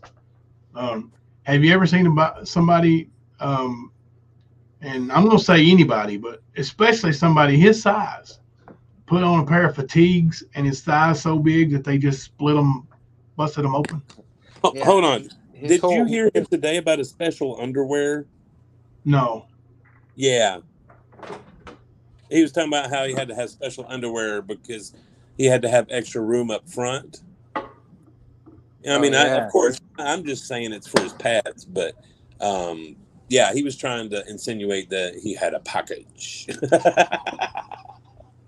That was today, man. He's stupid as hell. Yeah, he's definitely fucking. His whole outfit looked baggy and bullshit. So his top looked baggy, his bottom looked tight. He had his PC on. The PC didn't even look right for one. It looked all jacked the fuck up on top of his head. He should have never been wearing it indoors for one. That's a big no-no. Everybody in the military knows you don't wear your PC inside. Mm-hmm. The way he was standing, the way his boot blouses were, the fact that he was wearing, I believe, if I couldn't read, it's blurry, an E3 rank. So you don't just pop up as an E3. So some people that have college credits or went to ROTC, you get a higher rank, but you have to go through so much basic before you get awarded that rank. It's damn near the end of basic before I found out that one of the guys that I was in with, He's actually reclassing from the Navy, and he had no rank on when we started. But during this time when we were getting our promotions, I didn't get one because I wasn't in, I started out as a fuzzy. I wasn't no prior ROTC, no college credits. But the other people that did their college in ROTC, well, this guy reclassed from the Navy. He was an NCO. So he got pinned and he was an NCO. I was like, well, holy shit, this guy's right off the bat's an E5. Right. And no, you have to make it through so much training before you can get your rank anyway. So you wouldn't have just been chilling, you don't be taking pictures with higher ups either. That's not a fucking thing, and especially in training. So you were not just hanging out taking pictures. And I've not known of Ernie to like not take pictures and broadcast everything. He would have been taking pictures on his way to basic training. He would have been snuck a phone into basic training. There's no way he can make it 10 weeks without his damn phone. Right. And for one, he said he did infantry, and then he was wearing an MP patch. Yeah. And that's not infantry. That's NP. It's completely different training. And you're talking about the ROTC. I have confirmed that he was not in the ROTC in high school. So he wouldn't have been able to come into that E3 rank through that route, I don't think. No, I didn't think that he would have said something by now that he was in ROTC. So that's what I was wondering. Like, before this new, all of a sudden he's got this letter, which for some reason, like, that's official, I guess. Like, Easy logged into that website and saw it, and they addressed him as the veteran, and we'll get into that in a minute. But before he got that letter and now is professing his service, had he ever told you that he went to basic training or that he was actually? No. When I went on his live and I was questioning him, started asking questions, I could immediately tell, that he was trying to blah blah blah. And then one of the questions I asked him was, "Where did you go to basic? When did you go to basic?" And he said, "Well, I never actually went there." He said, "I didn't get to go." So that you're not a motherfucking veteran. If he never made it into base. Maybe he went to MEPS. MEPS is where you go. You take the ASVAB. They ask you your questions. You get a physical. You pick your job and all that shit. He maybe went there, but he admitted to me that he's never went to AIT or basic. Yeah. Now, I knew of a guy when I was in basic training that he got hurt while he was in basic training, and I think he gets benefits, but he's not going to be considered a veteran. I don't believe so. But he got injured when he was in basic training, and it was, from what I understood, if you're in and out, then it was like you were never there to begin with. Mm-hmm. They out-process you like that. Now, if he signed up and was supposed to go and he missed the fucking bus, when he evaded, and there was times where there was a guy they kept calling over and over and over, like in a roster call. It kept saying this one guy over and over and over again throughout basic training. Well, he never was there, but that's the only thing that I can think of. Is like, I saw somebody in chat say maybe he was AWOL. Exactly. Now, if he was AWOL and didn't go, would they, in the official letter, would it give him credit for the year and 6 months until it shouldn't. It would be like you were never in, and you would get. If he was a veteran, I would like to see him go up to a VA and try to use some veteran services. Right. Exactly. So what's do you have any theory on why that letter? I think it's just a form letter for somebody who had any kind of sign up or whatever. So maybe you can try it out. I don't know. Maybe can you inquire about your veteran status and see if they address you as veteran Jimbo Collins? and I will do that. Thank you. and that would kind of test the theory. But that's my theory: is they address everybody as veteran. If you're inquiring about being in the service or wanting your records, maybe they say, "Hey, veteran," blah blah blah blah blah. But I don't know about the time thing. I'm just saying that he's been in for so amount of time. He would have Yeah, already, year and 6 months. yeah, let me he would have ask you, been in his Also, duty isn't that an station. odd amount of time? That's a year and 6 months. Yeah. That's quite a bit of time. He would have made it through every bit of his training. He would have been assigned a duty station, and he would have had a unit. And when was this? 2020 what? 12? I don't know that the year was on there. Was the year on that letter? I can't remember. Hold on, I'm trying to think of when it was. No, Yeah. this was before that. Yeah, because Ernie would have been. He was like born in '79. If he was 18 or 19 years old, like in the 90s. So this was when he was young. you're looking at 97, 98 maybe. Let me ask you this, John.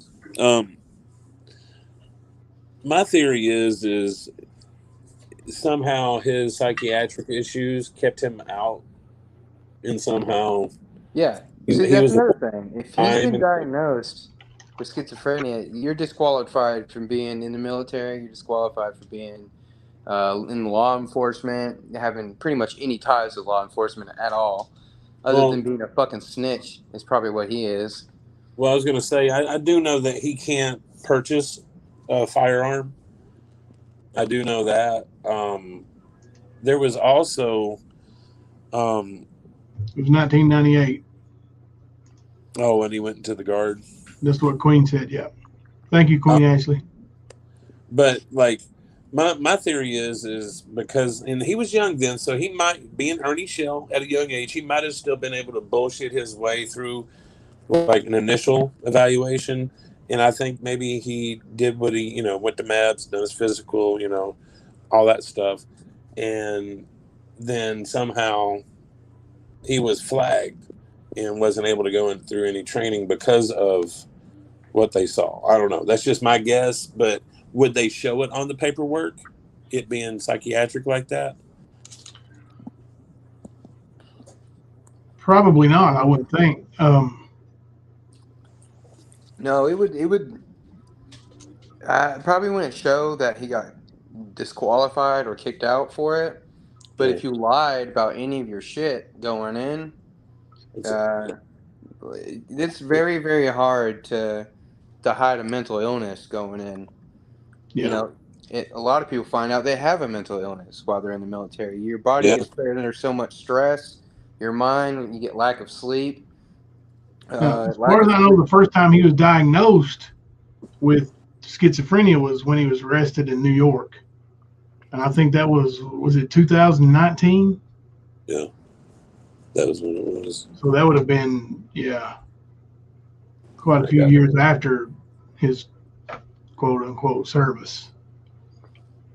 So I don't know, man. I think, for one thing, it's military, so we're not going to know. We're not going to find out unless Ernie tells the truth.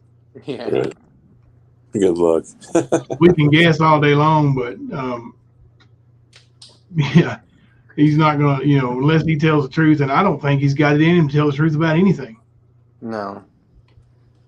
I really feel like he believes a lot of the shit that he says himself. I think he said it so much that he does believe it. Yep, I agree with you. There's so many of these stories he's told over and over and over that it's like repetition now. It's like muscle memory. It's what we say in sports, muscle memory, but I think it's brain muscle memory for him, it just comes out now. It's like the story is just, that's it. And there's no variation. That's the way he remembers things, even things that didn't happen. And it's really crazy. And then maybe that's possible when those things he remembers a certain way are triggered with the truth. That might be something that helps trigger him into one of his episodes. I don't know. I'm surely not qualified to diagnosed, or I'm just guessing. So if I'm wrong, it's Kemper's fault. Most of the time, it is Kemper's fault. Well, Nah, he knows that he's not been in the military. He said it before. He would have claimed veteran status a long time ago. oh yeah. For And do sure. you hear how emphatic he is about it now? Even though I never claimed it, I knew. Like, yeah, if you knew, you'd been that emphatic about it the whole time. Yeah. So there's something up with that year and 6 months. I have no idea what it could be. Unless somehow he slipped through the crack and his paperwork slipped through the crack, there's no way. I don't see it though. But so let me ask you this: you talking about benefits? If you're in for a year and 6 months, would you be entitled benefits later on if you weren't dishonorably discharged? now if you're dishonorably discharged, you don't get shit. No, I mean if you were not dishonorably discharged. If you were discharged for some other reason, you can get out of the military other than being kicked the fuck out is if you're hurt and you've got injured. If you got injured, you're in the military, you get pretty much full benefits. So there's different levels of benefits through the VA. So you serve, you get to go to the VA, and I believe you can use VA benefits, but you still have to pay something. It's like so if you were dishonorably discharged, would it say that on the paperwork he displayed? You would definitely be able to find out if somebody was dishonorably discharged. How do you do that? I'm not sure, but employers can find out. Okay. Being dishonorably discharged it's just as bad as having a felony on your record. Right. You had to do something pretty bad to get kicked out. Yeah, for sure. Dishonorable discharge. My dad warned me when I was a kid, if you ever go in the military, son, don't ever get one. Yeah. I've seen kids 18 years old ruin their entire lives. Yeah, it's like the Scarlet Letter. It is. Yeah. It really is. Yeah. But no, there's no way he would have bragged about this. He would have had way more pictures than that one. Yes. And that one picture is like from the Tennessee State Guard. Yeah, that's not even military. After he's, I would say that was within the last 5 or 6 years, if I'm guessing. I don't even know. Not when he was claiming to be a young man and fucking MP in the National Guard. But I had remembered, like, I knew that he had signed up for the National Guard because he had signed up with a friend of mine who's no longer with us, or I just asked him. But he passed away, and he was in the National Guard, and he and Ernie were friends before I ever knew either one of them. And so I know that they signed up at the same time or enlisted, whatever, but I don't know. I also knew that Ernie never actually did anything in the National Guard. I don't know, didn't know the story or what happened, but I knew he'd mentioned to me that he was in the National Guard, and I'd heard TJ talk about it too. But definitely no stories of basic training. That's another thing. Have you ever heard of anybody not having a single story to tell about basic training? Or know who I got plenty. Yeah.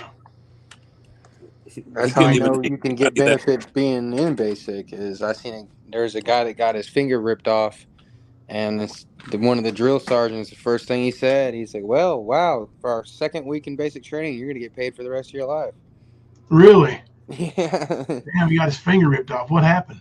We were doing some ropes course where you're working as a team.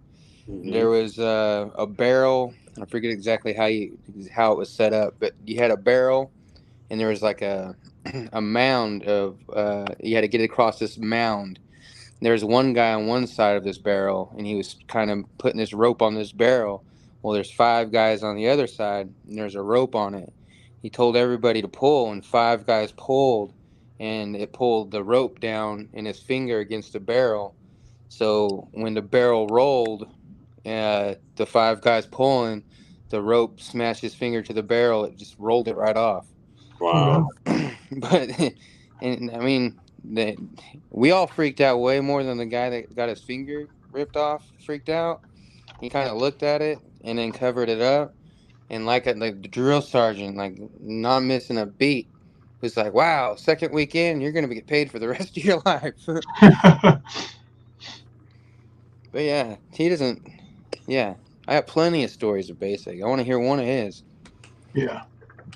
That's what I asked him on Easy's panel, and I was like, who went to basic training with you? You know, name 5 guys, name 2 guys, name a guy, name somebody that was a basic that can say, hey, I went to basic training with Ernie. And he also claimed that he was going to be up for something soldier award. Do you know what he's talking about? Prestigious. Yeah, there is some award that is called that, but yeah, you actually have to be in basic and be completing basic, and they decide who that soldier is at the end of basic training. So yeah, you definitely can't find out who that soldier is going to be, before Wouldn't they be even up show for up. it before he ever went, right? Yeah. But yeah, there is some sort of award, but I forget the name of it. Yeah, lots of holes in his story for sure.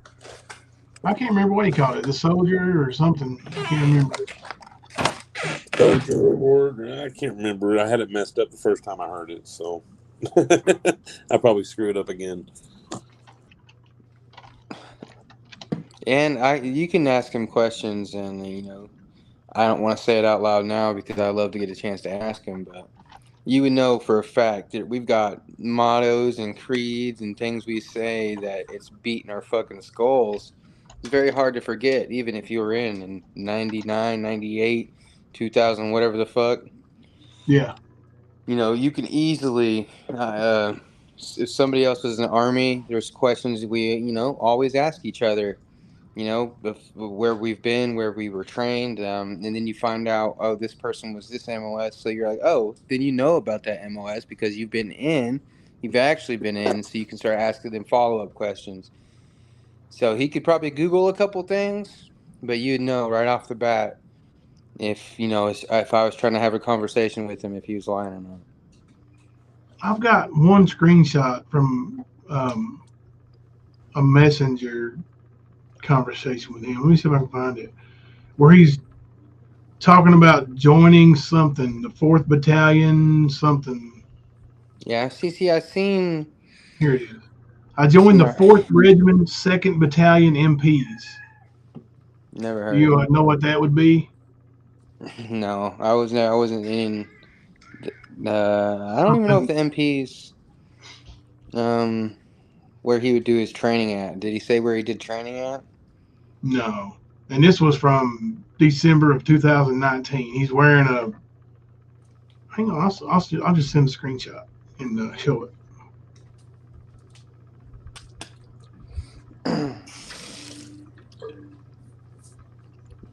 Google the name, find out where that battalion's from.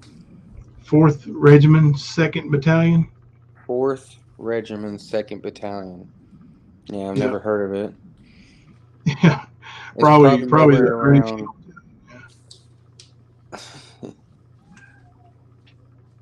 We'll have it in just a second. I'll share it to the screen.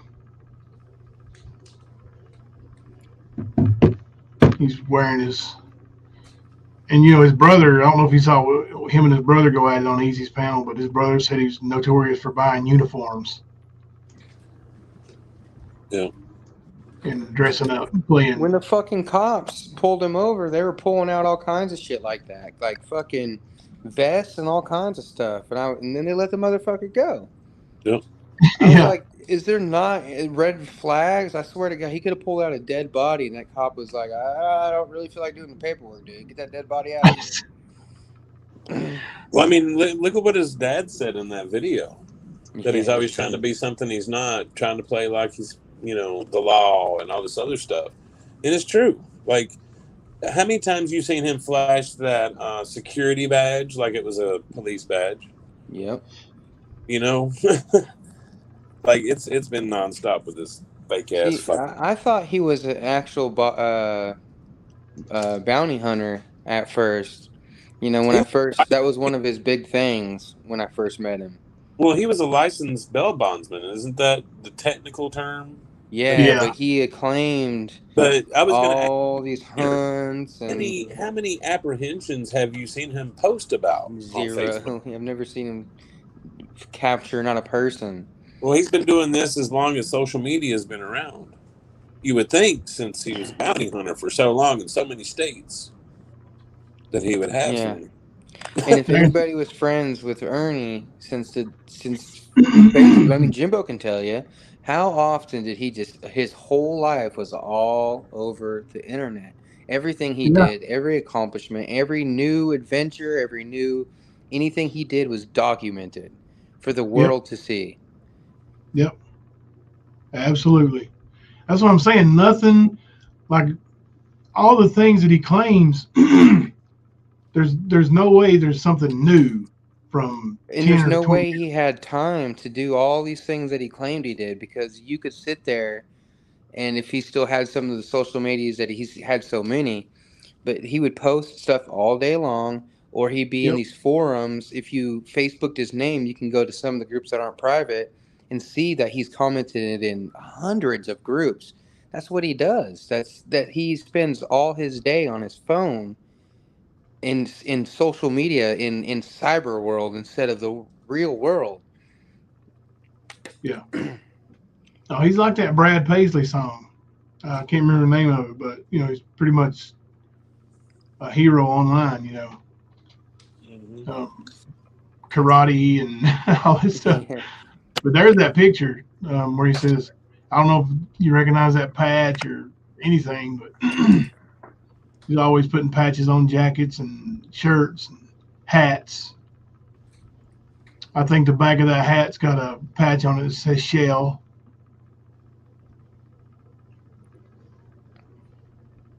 The badge on that thing looks bigger than him. I think it's a badge patch. Yeah, that's bullshit. Let me Google. Is that a hoodie? I thought that was a jacket. That's a hoodie. 4th Regiment, 2nd Battalion. I don't know if I can. I probably have to. No, I can't. I'm on StreamYard. It'll kick me out. Let me Google it right quick. 4th Regiment, 2nd Battalion. For a guy that's got a 20-year career in bounty hunting and been saving all of these children and, all this stuff that he claims, executive security working for Huckabee and Clinton and all of these people. Trump. He really doesn't have any proof of any of it. He's got some LARP sessions with. He'll go to the Trump Tower, take some pictures. He says he works for Trump. Epstein's house, the mansion. Yep. He'll go to a wrestling con, take a picture with a wrestler saying he was their private security guard. Dude, everywhere he goes, he's taking pictures. It doesn't matter if it's the law.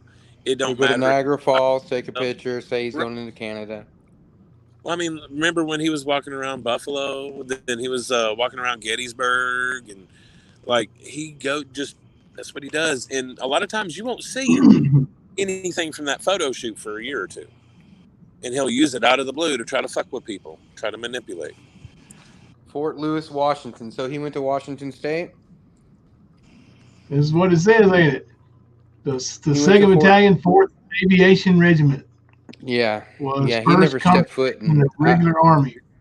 See, Fort Lewis is actually my old stomping ground, so I know a lot about old Fort Lewis. That's where my daddy was stationed.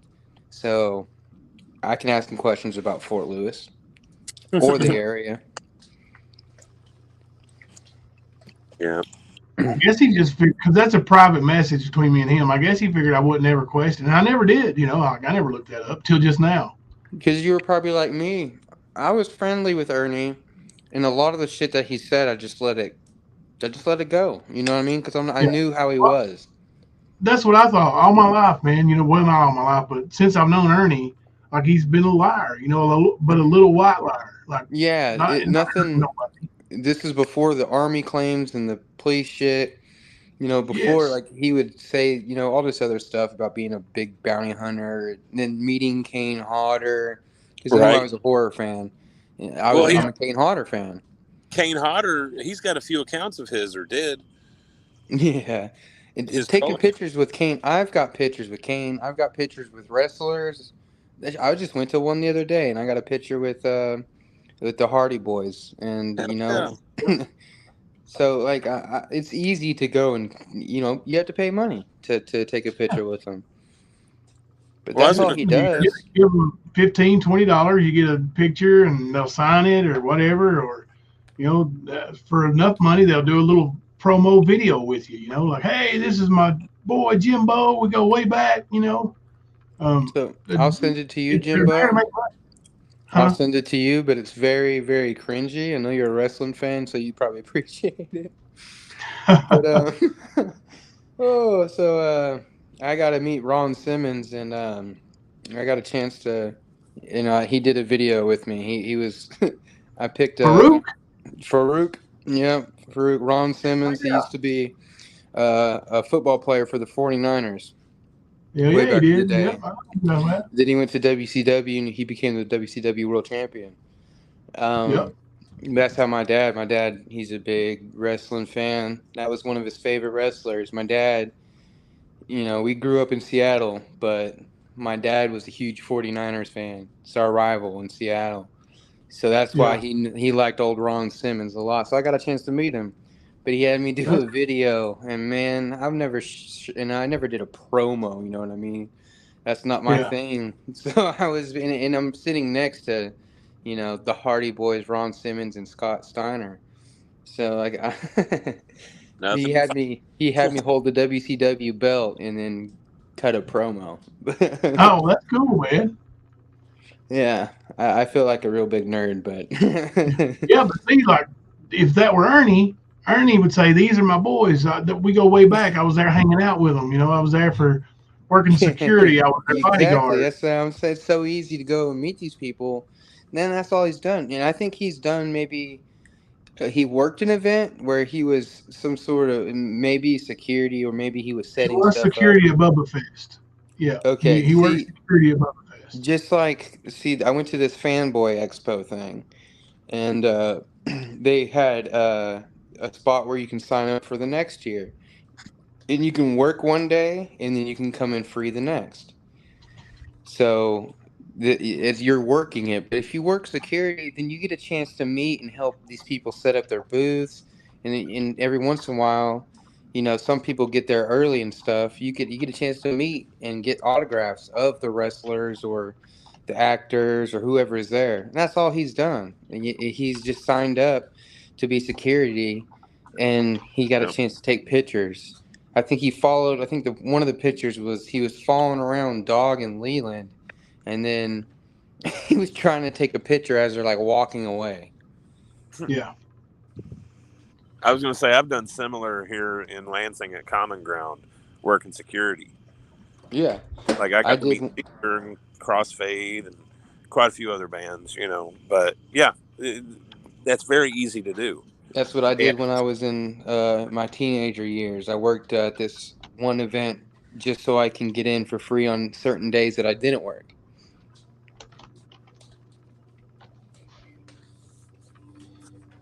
Yeah, you're not Paisley. I mean, I got what I wanted just by working. So I never even worked really for, you know, the freebies. Of course, I took the food and stuff like that. But, I mean, I was working in the pit between the crowd and the stage. So yeah, you get to be right there then. You don't really get much better seat than that. You know what I mean? So that was good stuff, man. I really liked it. But, yeah, I mean, that's all like Bubba Fest with Chris and even with the MMA, his whole, you know, hype that he puts behind himself, most of it had to do with Jimbo's success and not his own. Yeah. Just like with Chris and Bubba Fest. Like, that's what he's always been doing. He's always been trying to ride the steam of other people's achievements, their success. And Same thing with the hockey mask shit. He was Yep. was it Tony Jarvis was the one actually painting the fucking mask, and he was selling his mask as his Yep. mask. Sure was. Yeah. See, I bet he didn't paint one fucking mask. That's Now, my let me guess. ask you, he always makes this big claim like, you can check, you can ask anybody. An Ernie Shell hockey mask never gets resold. They don't resell my masks. Like, what he's trying to allude to is the prestige of having an Ernie Shell hockey mask.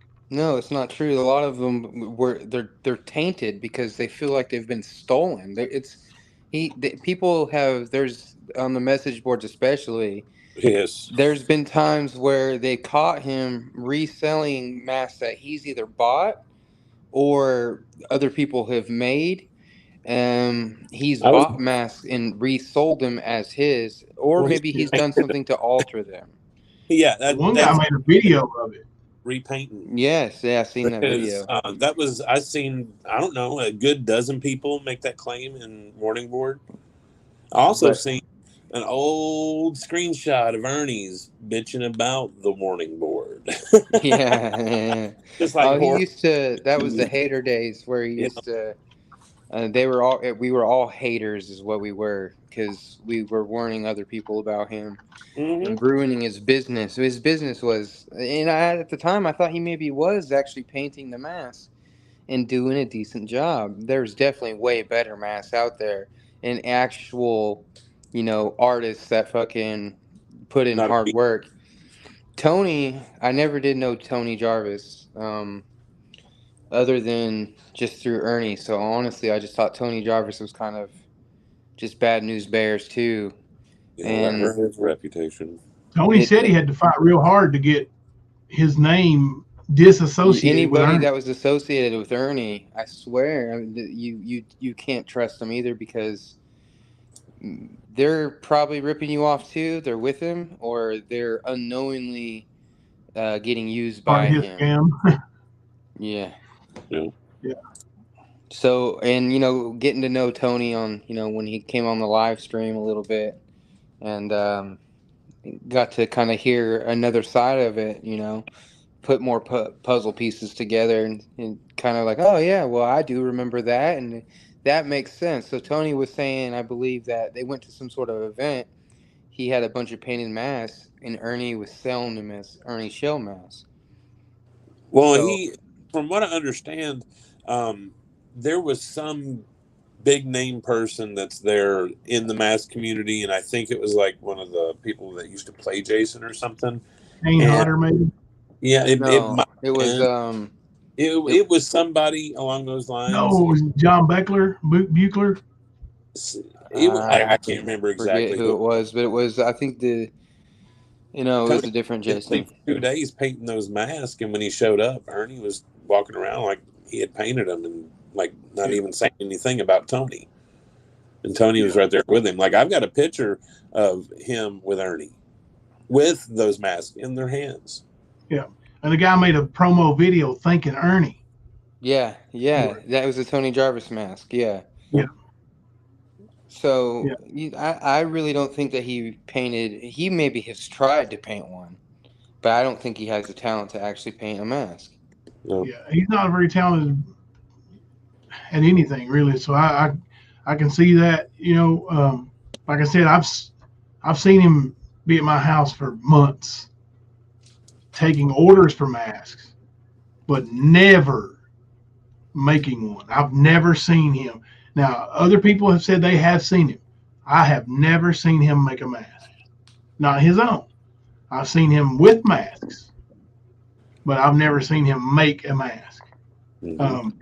Like, there's one that he gave my mom, and he eventually took off with it. But I got a picture of her wearing it. He said he made it, but I didn't see him make it. It was with him when he showed up. I bet nobody has seen him make a mask. I know one of his cons was trying to get people to sign up for a mask making class. Yes. He's done that several times. Yeah. You send him the money, and he'll have like 4 1-hour classes and invitation only and all this stuff. You think he's ever done one class? Nope. Well, I just don't think so. I don't think he has either. I've never heard of anybody. what was it? 3 weeks ago, maybe, when he was selling his memberships to his exclusive Facebook group. Yeah, I don't think he's got anybody else. Like it's been at 47 for the whole 3 weeks, ain't it? Yeah, I think it still is as of today. You get 30% off all merch. I would be willing to bet, besides his live streams being re-streamed in that group, there's nothing going on. Yeah. No other perks, just more Ernie Shell bullshit. Yeah. Well, that's the one thing he does do and do well is bullshit. Till people figure him out, They're a pedophile. Like John said, if you got a little bit of a brain, you figure it out pretty quick. Nobody is that great at everything they do. No, he doesn't. Nobody has enough time in their life to do everything he's done as long as he's done it. Hey, Arkansas. Yeah. I do. Yeah, he's doing a lot more than high school years. That's true. I do want to say that I've been enjoying that Speakeasy guy busting his ass. That's been. Did you see it tonight? I didn't see it tonight, but Man. I usually go back and I usually go back and I try. He gets Ernie riled up pretty quick. Well, I mean, what I did see tonight, I mean, Easy's really starting to understand what Jimbo and myself and quite a few other people's had to deal with for a year or better, and for the most part, a better. I do. Yeah, I seen where he was coming at Jimbo there for a minute, and I was trying. Like I was watching him, but I wanted to say like you were after the wrong dude. Like Well, I was gonna say though. Good to see you too, Arkansas. The whole thing is like he's starting to understand with Nicolina and with Ernie. There's a lot more people, that's been doing the same shit. He needs to watch his back because they're lurking. They always are. Nicolina, she's one of those people you just need to just avoid. Just never talk to. Block her on anything you can block her on. There's no point. There's no conversation you can have with her. She's literally a mean girl. There's no point. Like if you're rotten from the fucking soul, like you're just trying to hurt people and stuff. You're not contributing to anything, to conversation, to anything. Just avoid people like that. I don't want to even entertain anything she says. But right. I really don't. I don't understand why people even associate with someone like that. Yeah, I don't either. Hey, E squared. So E, did you hear what he said to E squared the other night? He said, Ern's a liar. He's also vile and disgusting. I'll never have a positive thing to say about him ever again. I heard what he said, and that was. I feel like he's trying to hold it. Yes, I was gonna say that. That's one of the worst things I've ever heard Ernie say. I'm not gonna lie. Yeah. He tries to hold his tongue sometimes. No matter how mad he gets, it seems like he tries to hold back a little bit, but he didn't hold back that time. That was pretty fucked up. Yeah. I mean, dude, I was listening to some clips the other day, and in that one I told you about where he's talking about how he's learned to identify when he's being triggered and how to handle it. He also goes on to thank E Square for riding down with you to get his car.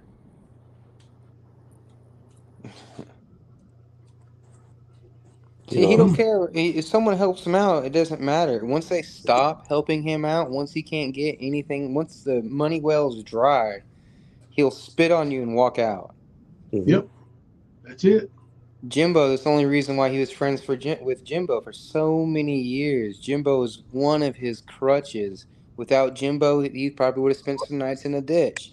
Without Jimbo, he'd be stuck in New York. Without Jimbo, he'd be stuck in different parts. He helped him so many times.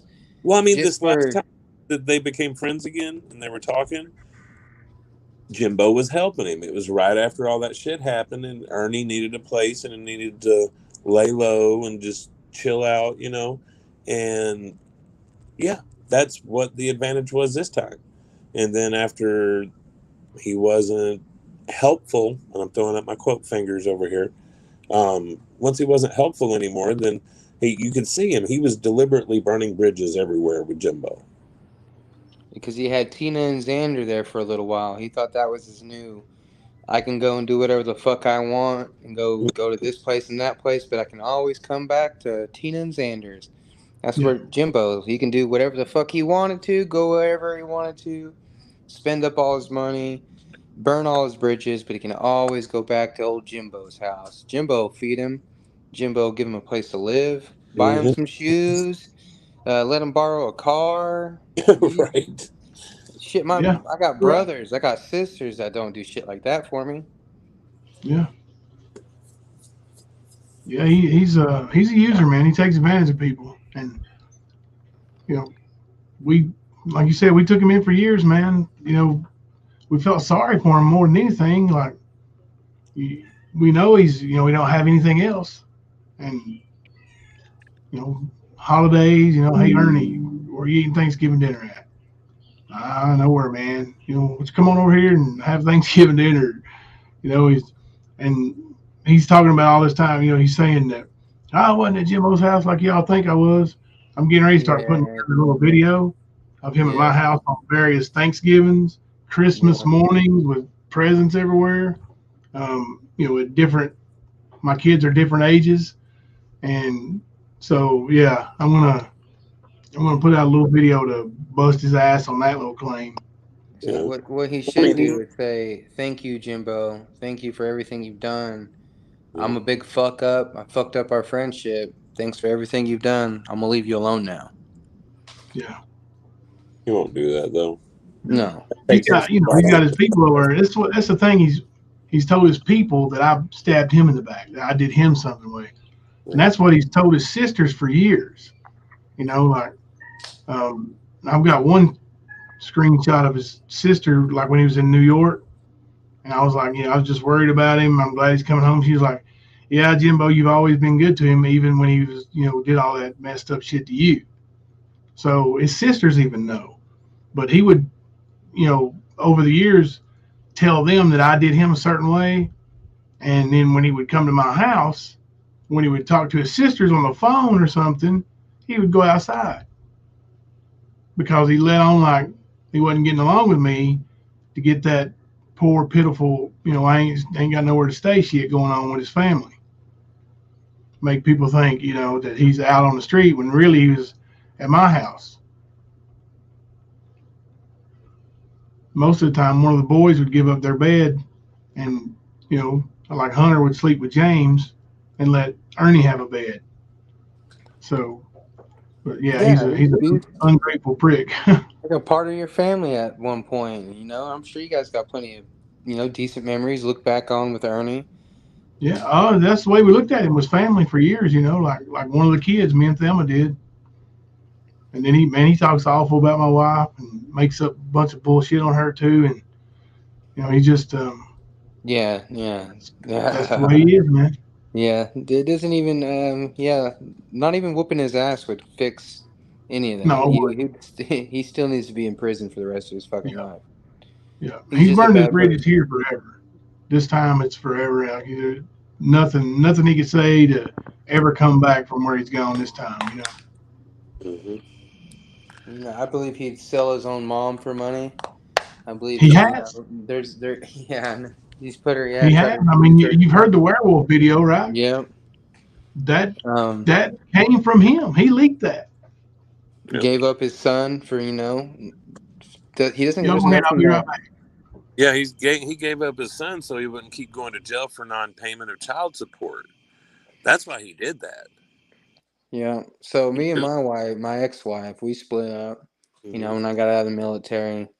And that was one of the things I told her. I said, you know, I'm not going to fight for the house. I'm not going to fight for the cars. I'm not going to fight for all the possessions. The one thing I'm going to fight for is time with my fucking kids. You know, I never wanted to be one of those dads that split up with a mom and 2 different homes. You know, that breaks my heart. Right. You know, the decision of being away from my ex-wife doesn't, you know, that's a good decision. But, you know, the toll it took on my kids. But, you know, one thing that she tried fighting me was making me a weekend dad.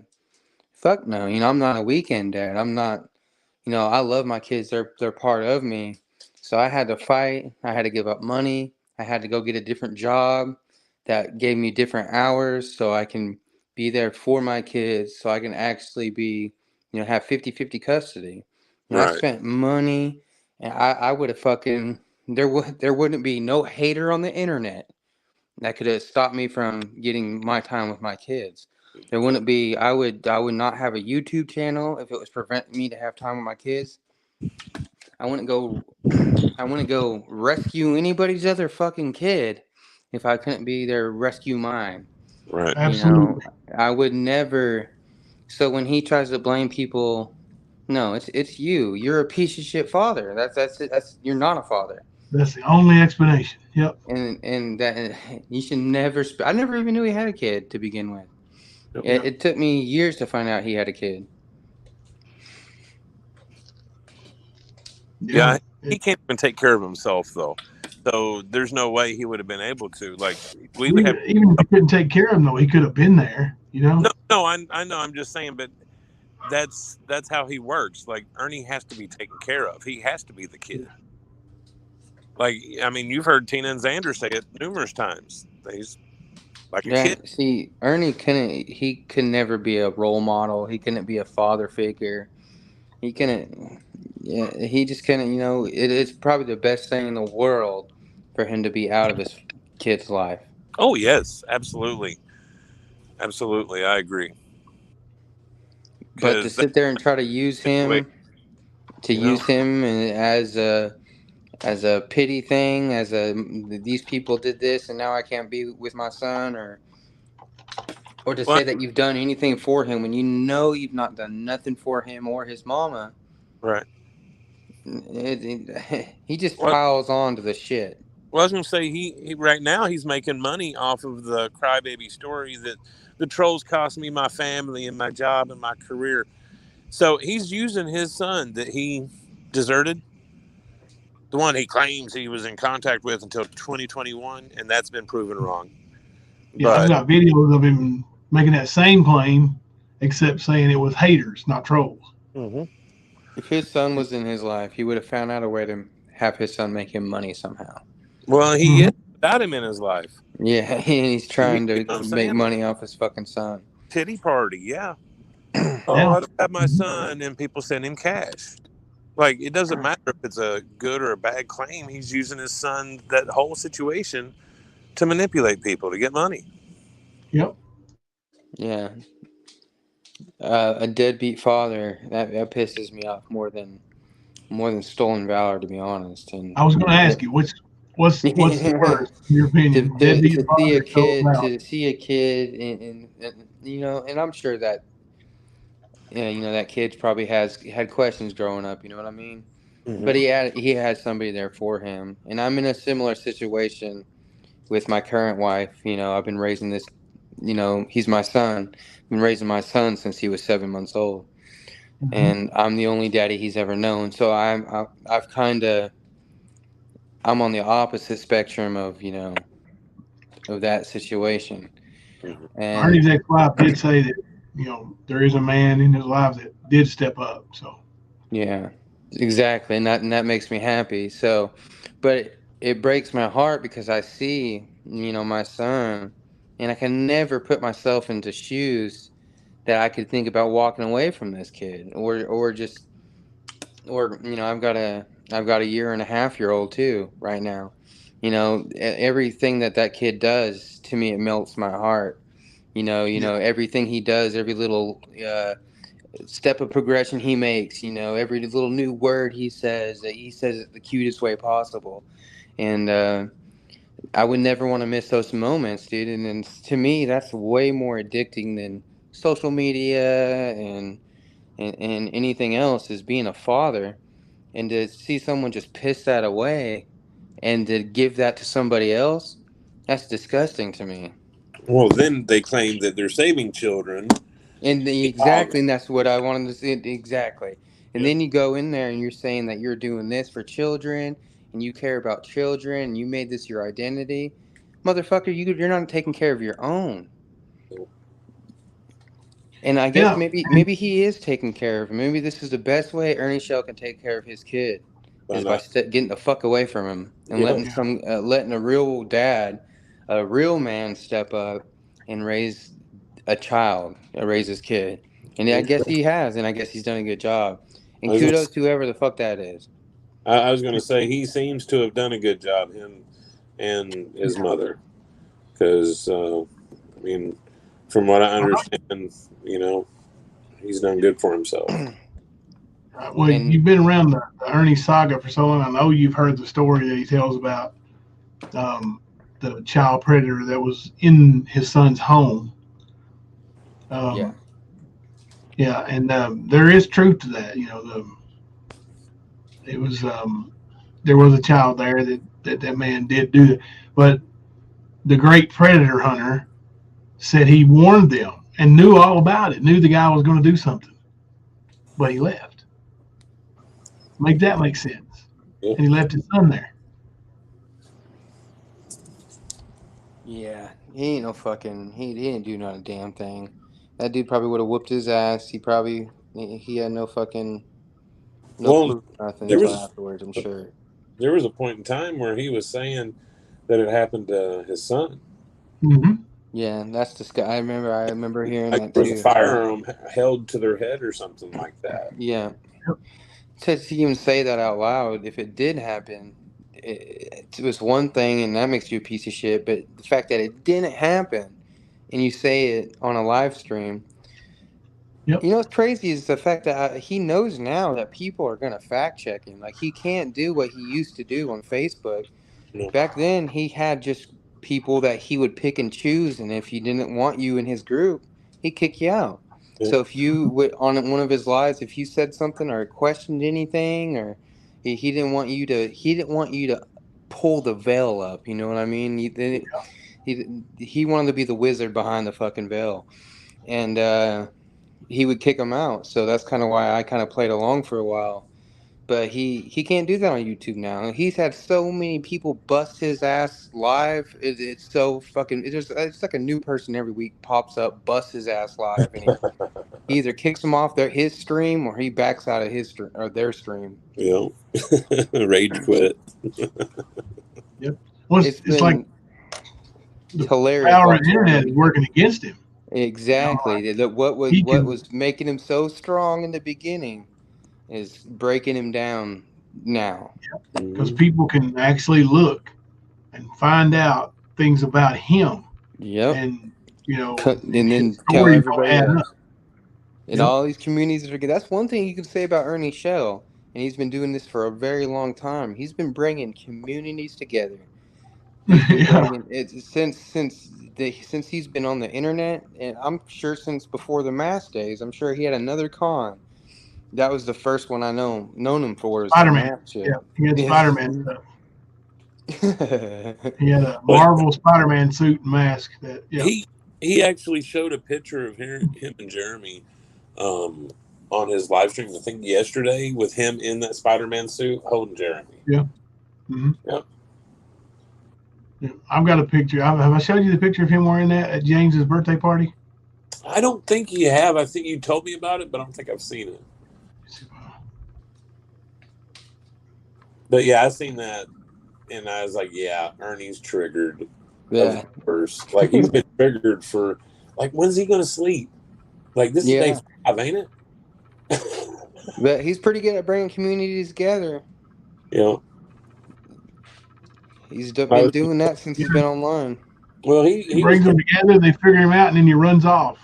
Well, he was pretty much the inspiration for the Warning Board, Horror Mask News, The Stand / Tales of a Lycan. Like, he's been the inspiration for his ass getting exposed.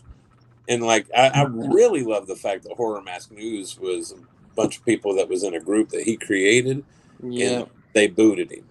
See, And there's a lot There's of been a belief lot of back in those. the day that Ernie was multiple accounts too, selling people masks and Talking to himself. yeah, exactly, Yeah. stuff like that. Like, so if you seen a new person in the community and they started trying to sell a mask, that people would screenshot it, then start posting them on the message boards, saying, "Hey, can anybody verify this person?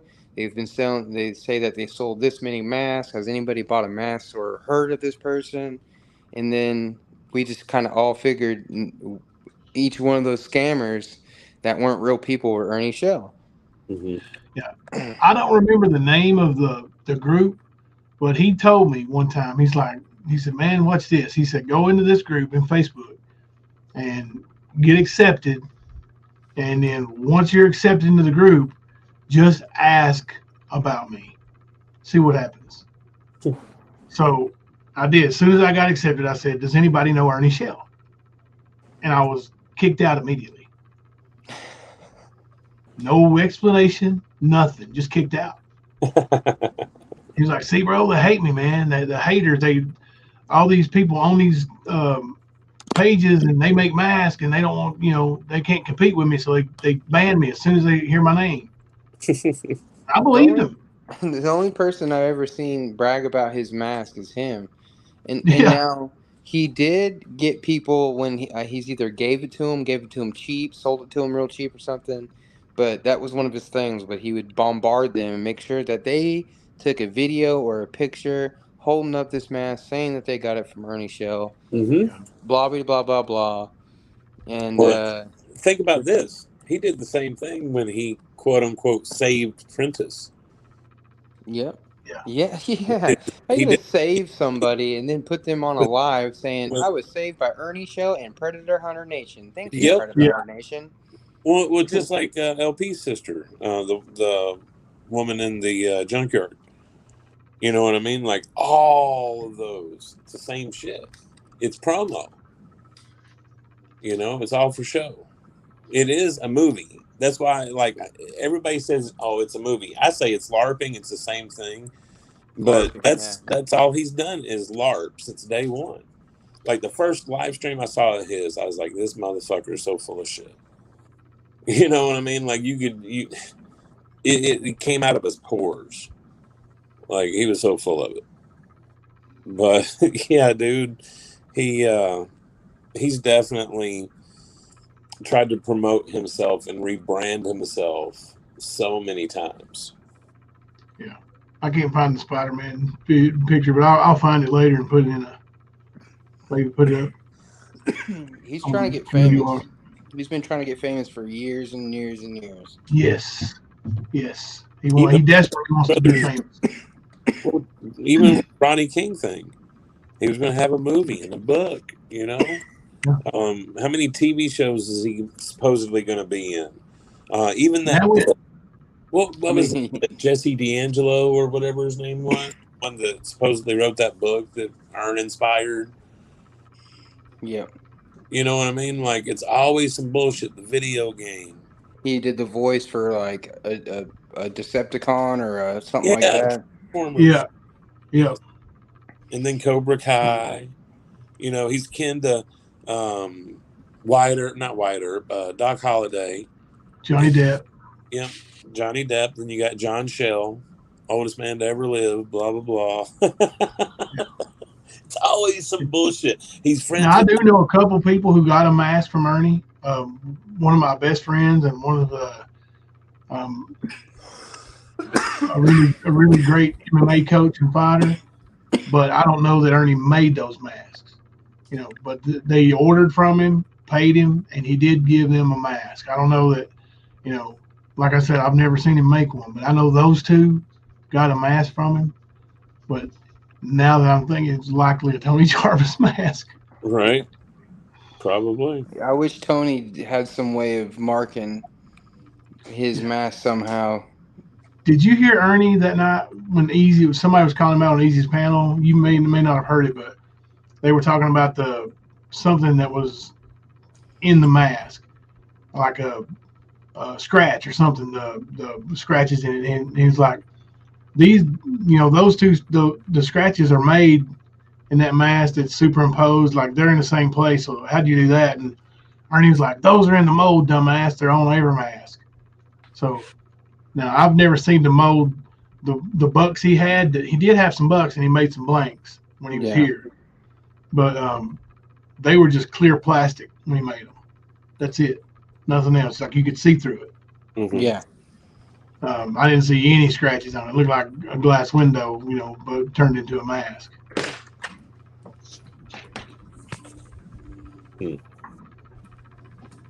I doubt he's ever painted one mask. Yeah. And see, the thing is he cries, nobody ever believes me. But he seems to forget all of the bullshit people have heard and seen him lie about. Period. When we first started this whole thing, one of the first ones was Boy Who Cried Wolf. Yep. Was the title. And it's because of this continuous bullshit that he pulls. Yep. He's a veteran. He saved children. He's been a bounty hunter. Like he was a world-renowned mask maker in the Hall of Fame of Friday the 13th. Like all this shit. Yeah, he got a multi-million-dollar. Was it recently? Was like a year ago, 2 years ago? He had a multi-million-dollar contract or something. Well, he's had a couple of those. One was Lear Jets was sponsoring at one point. Well, I was going to say, I know that there was like after the one in New York City where he was the director of operations or some bullshit. The one that Lisa Bertoni was trying to help him sell, making it seem like he was doing something. There was another one, and it was like a 2 or 3 point something $million contract that he was working with. I want to say it was before his pig farming incident. So, I mean, and again, like you heard what I said, pig farmer. He's never stepped a foot on a pig farm. Well, I thought he was lying about the old tigers and all that, and then he started posting pictures of him holding baby tigers. And holy shit, something he said is true. That was his ex-wife was taking him down there to South Carolina somewhere, and they were going to one of those zoos. It was that guy that was not the Tiger King guy, but the other guy, the Doc something. But anyway, they were going there, and that's where he got the pictures with the tigers. That was at that little zoo thing or whatever. Mm-hmm. Let me show y'all a little video. See if you. I'm sure there's many photo shoots that we've yet to be privy to yet. You know what I mean? Like he's got pictures he's not even used in his cycle so far. Like he just randomly, this dude would take a picture that he had took of a police station. Yeah. Just a police station. Or cops, yeah. He'd take a picture next to a cop. Yeah. Well, I mean, there was one. It wasn't even no cops, no cars. It was just you could see it say I forget what city it was, but that police department. That's all you saw. Yeah. Halls. I've been with him. Yeah, I've probably been with him 20 times when he would see a police car just on the side of the road, and he'll go squat down beside it and take a selfie. With the police car in the background. Yep. He's so fucking fake. We don't do that too much anymore. Let me show y'all this video, see what you think. Now, I don't know if you guys are familiar. I don't know if you're familiar with the groups, other groups, because I'm banned with other groups. I'm banned with some of the Friday the 13th groups. There's 2 major groups out there, the Jason Voorhees Lives group and the Warnings Board, which my name's written all over. Now, if you guys have heard anything or know anything about me, or if I've had dealings with you, or if I've ripped you off, would you please come hear my side of the story? Now, I don't know if you guys are familiar. I don't know if you're familiar with the groups, other.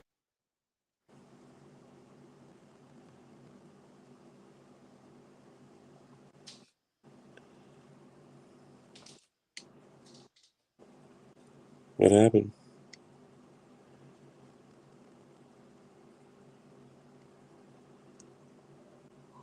Jimbo froze. But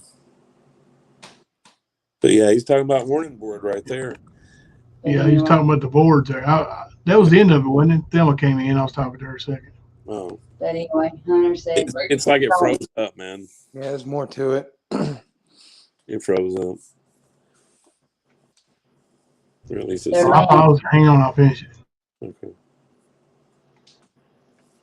Other groups, because I'm banned with other groups. I'm banned with some of the Friday the 13th groups. There's two major groups out there: the Jason Voorhees Lives group and the Warnings board, which my name's written all over. Now, if you guys have heard anything or know anything about me, or if I've had dealings with you, or if I've ripped you off, would you please come hear my side of the story? Now, I don't know if you guys are familiar. Sound familiar? Yeah, that's a short. That's a short. It's just playing that part over and over. I thought it started over. But yeah, dude, that warning board, I've been down that rabbit hole 3 or 4 times in the past week. And it is amazing the similarities of what he was doing. It's like I said, if you start watching Ernie long enough, you'll see it. It's a repeat cycle. Oh, yeah. Yeah. He's got that pattern.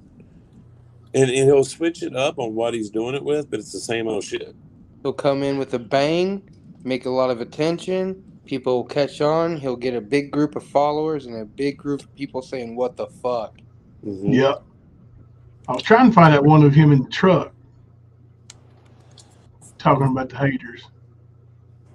I'm talking about JDF or JFD. And some guy named Oz or something. Like, I've got a screenshot that came from the warnings board, and it was a picture of Ernie writing on the board, like in Billy Madison. Yeah. The one that was crazy, putting the lipstick on and everything. That was Ernie writing his list of people that he was going to eliminate. Yep. And it literally had people from the warning board, their name in it. It was hilarious. Like, they also had another one with Ernie getting married mountaintop in the Mountaintop Chapel, and he stops the wedding because Kane Hodder's on the phone. He tells his soon-to-be wife, "Hold on, Kane Hodder's on the phone." Queen Ashley got it. Doc Antle was that guy's name that had the Tigers. Oh, okay. I got you. Yeah, that's what happens is he puts himself in a fucking hole, rips a bunch of people off, then he gets with some female or somehow comes into some money and can pay these people back now. Now he can make his name good again. So he tries to pay people back. Then he'll find another scam, rip some people off again, then find another person to help pay that off. Mm-hmm. Tina and them paid off a lot of his mass scams. Did they really? I'm sure they did, yeah. That he used them for money for about 2 years. Well, that's true. Yeah. And she got, the inheritance. And there was one video, I think I've got it. It's about, because I've got a 12-minute video. I haven't actually sat and watched it yet because I can't stand to look at her. Send it. Yeah, I think that is it. But yeah, I was looking for of her, boo-hooing, about spending all their money on the, Predator Hunter Nation documentary or whatever. Yeah, all her daddy's inheritance, she said, and all this stuff. You can thank John. Huh? She said you can thank him. Yeah. Mm-hmm. That's who you want to thank him. Like, I guess she had at that moment in time when she was crying, she finally had enough of Ernie taking. Yeah. Now I think right back in her graces where she would let him take some more if he wanted to. Well, she was like, "What's the difference what he did 10 years ago? Does that matter now?" And I mean, that is a good point. But if you're doing the same shit you were doing 10 years ago, then, hello, McFly. Right. And that's what it absolutely matters now because, repeated behavior, like you said, is repeated behavior. Mm-hmm. He ain't changing nothing. He's gotten worse, like John said earlier. Like he's running out of places to go. Yeah. He might be hanging out with MAGA chick still. A lot of people think he really is. That's where he's at. Yeah, a lot of people do believe that. Because I think she's is off her rocker as much as he is his. Oh yeah, Yeah, clearly, yeah, she's definitely got some booze problems, but she's got a kid too, and she definitely should stay away from anybody with a kid or a family or a career. Should stay away Yeah, from I mean, Michelle. yeah. Do you want to be around? Like, if you got to ask yourself, do you want to be around when this guy, who clearly is, the highway runs, either he's got a mental disorder that's causing that, or he's on drugs, right? Either way, do you want to be around when, or you have your child around when that takes another level? For me, I wouldn't. There's not a woman in the world that I would have around my children acting that way. Not one. Not even Drew Barrymore. No, not even Drew Barrymore. Nope. Nope. No, that's a little bit. It's got to be a matter of time. It's been a minute, and since he's been live with one. He's The last one was a taser. No, it wasn't. It was in was it what? It was in New York when Nicolina called the cops on him. Was it February? He was in the cop car. He was there in the Uber and jumped out in the middle of the road. Remember? Yeah. Yeah. So that was. I can't remember what it was, but he missed me. And and I hate seeing shit like that. It's as long as everything happens okay, you can look back on it and be like, wow, this is insane. But during the moment, I'm always like, you know what, dude, please just don't jump out in fucking traffic. Don't get hurt. Don't do something stupid. When he got tased, I'm not going to lie. I'm like, fuck, dude, just hold still. Like, just fucking stop, dude. But after he ran his mouth, now I can look back and him getting his ass tased. And be like, yeah, fuck you. But, in the moment, though, I'm not really rooting for Ernie. Nobody wants to see him get killed in the moment. You don't want to see him get hurt. You know what I mean? Right. And, I don't want to see him get fucking, squished in traffic or anything like that. I just want to see him not hurt somebody else. I just want to see him in a pod with a celly. That's what I want to see. Exactly. He's fucked around with so many people's lives and money and play. Go ahead. He just played around with so much that he deserves to be in jail. Yeah. When he had that last episode there, the one I'm talking about in New York, it was a week or so before he was supposed to be in court, Kentucky. And I think, and remember, that's when he first got put in the hospital. Maybe it was a month before it, but when he first got put in the hospital, he told everybody that I hired thugs to come up there and beat him up. Yeah. And people believed it. Yeah. Yeah. He's yes, Antifa's beat his ass before. He's beat Matt Kemper's ass before. Didn't he claim that or was that somebody else that he beat up at a gas station? He's made the claims that I was beat out of Michigan. He showed up here at a rest area supposedly up here, talking shit for about a half an hour on a live stream. And 2 hours later, he's on a live in Georgia, like being pulled over by Georgia State Police. Yeah. I've actually found quite a few that he does that kind of shit in. Like, he's never claimed to beat my ass, but he's claimed that my ass has been beat, and it was because I touched little girls. Right. That's his go-to, though. Yeah. It's his go-to. Yeah, everybody is, and I think that, like I said, everything else that he says it's like he's pointing fingers back at himself. So when he says something like that, you have to wonder, Makes you Is he wonder. fucking pointing back at himself? Because Yep. every claim he makes, every time he says something, it's like he is saying exactly what he is about. Yeah.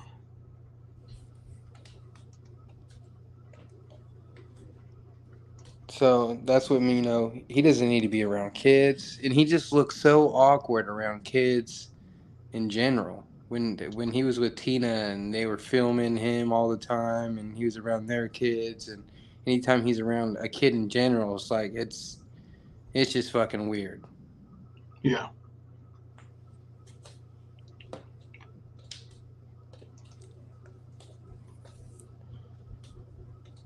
I'm reading the chat. Shot with rubber bullets too. Yeah, he was.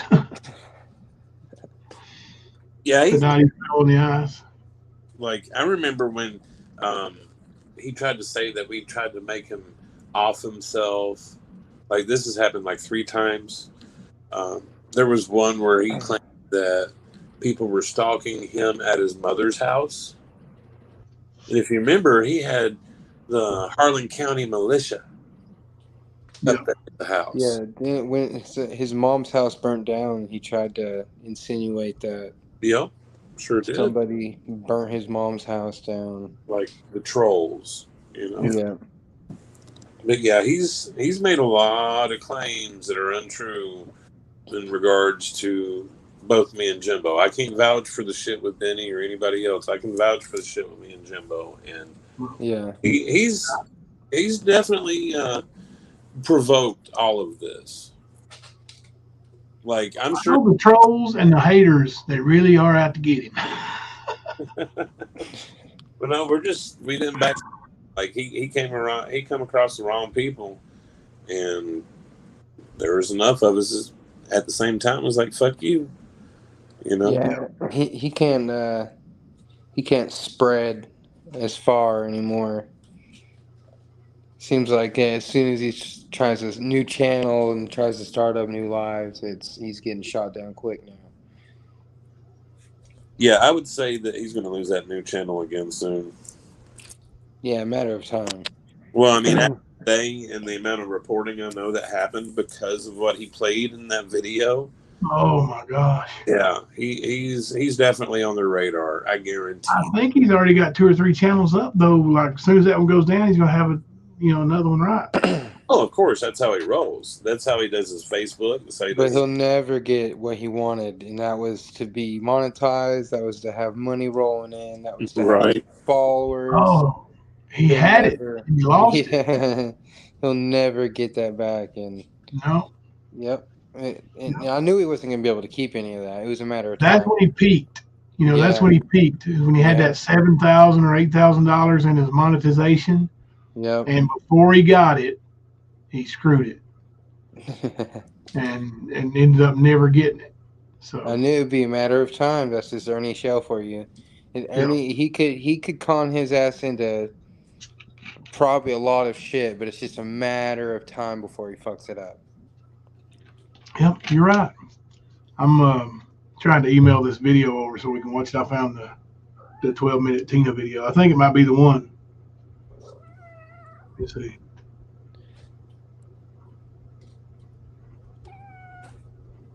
So, email takes goes there though. 12 minutes is a pretty good size file. Yeah, pretty big. It'll be a mail drop, I know that. But no, he really wasn't expecting pushback in Cott County like he got. I think that's what really shook him and Tina and Sam. People scared to death of them in Cott County now. Don't you know that? If it was pissing me off so much to see, when he first started with that shit. A lot of people were on board, People are always on board with, that type of stuff, child predators. Yeah, everybody wants to see him get busted. People jump on board quick. And that was a time where on social media there was a bunch of people doing that and getting popular. So a lot of people I've seen in Cott County, and like I said, I was working over there in Cott County at that time, and up in Newport, and he got a big following, and I was worried that people weren't going to see past his bullshit. But just as fast as he conned everybody, there was that many people that were calling him out, getting blocked from all their pages, and then that's how I seen Kemper in way back in the day. Yeah. Loved Kemper's approach to no bullshit, and he never gave up. That so many people I've seen attack Ernie, but then they just give up. And Kemper was the first one that was like a fucking bloodhound. Well, dude, you should have heard Ernie today. He was talking about perseverance, staying the course, having stamina, pretty much. Basically, he's trying to say he's outlasting everybody. That's his mentality. He thinks he's been getting his ass busted everywhere he goes. Really? But that's what he was saying today. Yeah. It's hilarious. Yeah. He has no idea what it is to be stubborn. He isn't giving up. I do give him that. He is like a cockroach. He's not gonna. Oh, he'll be in prison before he stops. That's what's going to make him stop. I feel like he thinks this is the last straw. Yeah, and he's backed into a corner with being wanted by the law because there's nothing really he can do. You know, even if he were to hit some kind of real fame like he wants, he'd have to go to jail first to be able to cash in on it. Yeah. Yeah, he ain't gonna make it. I'd love to see him. I'd love to see him like completely turn around. You know, be on medicine or something. You know, even though I don't think that would fix. You know, there's not a pill for narcissism. That's he's a narcissist. But you know, I would love to see him be good and do good. I just don't see it no more. You know, back in the day, I tried to talk him into like, hey man, you know, you've got this platform.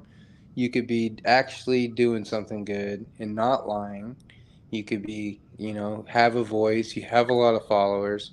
And I did actually try to talk some sense into him. I thought maybe he would listen. He did not. He doubled down on being a piece of shit. Well, I mean, honestly, man, that's why I gave him a chance and was like, and people are like, oh, you were working with Ernie. No, I had a phone call with Ernie. I did a live stream with Ernie. That was the end of it.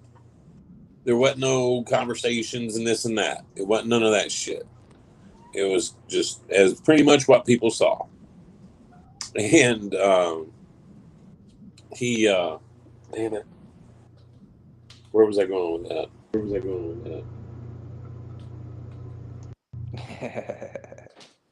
That's weird. It's the weed. No, I haven't been smoking. Oh, shit.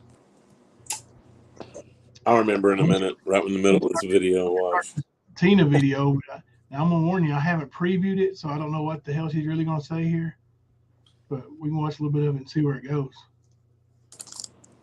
I think this is the one where she breaks down in tears. Just to go and interview Dawn. Well, a YouTube chick that lives in Canada is one of Dawn's handlers. And apparently Dalton Stout's mom is one of his handlers too, because he has this one Facebook page that has only 25 friends, and the director of our show, his mom, is one of his only 25 friends. She is the one who contacted us and asked us to go on the interview with Dawn. So we prepared for this interview, even though we weren't following the case. And when we prepared for the interview, we go and get ready for the interview, and these people called us and asked us to search for this tote while we're driving through town. Stop here at this racetrack, and this is what's going on. We think that Summer's in a tote, and she's being moved all over the volunteer racetrack, blah, blah, blah. So we stopped there to check. That's it. And from our live stream that day, there was all the YouTubers tagging this person, this person, this person. That video got removed, not by us, but it got removed by multiple people complaining. I have no idea what they removed it for, but Facebook removed our live video saying whatever. And then the trolls used the fact that it was gone as a weapon against us, saying, oh, they removed it because the racetrack said they shouldn't do that. Blah, blah, blah. Anybody that knows me knows I ain't removing anything just because somebody says it made them unhappy. That's not me. Okay? I'm full transparency. I've always been full transparency. And anybody that expects me to be anything less than transparent can suck one for all I care. I don't care. I am as real as it gets. And I know for a fact that transparency is what keeps me and my family safe. Period. That is the only safety and protection I've ever had in my life, is being transparency. I do not believe in hiding truths. I do not believe in lying. And I can't control what anybody else around me does. All right. So, and I'll just say this right here and now. I love Ernie to death. Ernie We know. was raised by an organization that does like undercover operations and things and whatnot or whatever. That's his gig. That is not my gig. And I know it's not Xander's gig either. Like, we don't go undercover. We're just straight up. We do whatever the hell we want when we want. And we say what we want when we want. And we post what we want when we want. And we got no handlers. We got no cares. Seriously. Because transparency is truth. And where there's truth and transparency, there's no room for deception. You cannot deceive what is transparent and true. Period. It just is what it is. It straight up is what it is. It's transparent and truth. See through. We can be hated for it all day long. We don't care. Because the truth is the only thing that will set us free. The truth is He's definitely drunk. Yeah. I'm not gonna lie. Ernie, If Tina pissed me off, I would love to sit down, smoke a joint with Tina, and talk about some aliens. we're drawing the man. Oh, this might not be the one where she gets the crime, but this is fun though. I want to finish. Words of wisdom. How much of it has it played? It's about halfway done. It's 6 minutes. I thought it was 20 minutes, but no, it's 12 minutes. Yeah, it's there's 7 minutes left, looks like. But I'll tell you, if there's one thing I've learned, it's to be transparent. It's what protects me. Yeah. We do. And he has been in the system a lot. He has worked with a lot of badges, a lot of agents, and special ops. See? There's no doubt in my mind that Ernie's telling the truth when he tells people like they don't know what they're talking about. Yep. I know just in the time that I've known Ernie that Ernie got some back. Ernie is what we say Ernie is. Ernie won't admit to what he is. She thinks Ernie is good friends with Donald Trump Jr. Mm-hmm. Sure does. That's what she means by Ernie got some back. I really think that she believes a lot of his shit. I really do. She does. I mean, she just said it. I mean, she's serious, dude. Look at those eyes. I Somebody believe. that has killed and will kill. Yeah, that's what she said. Yeah.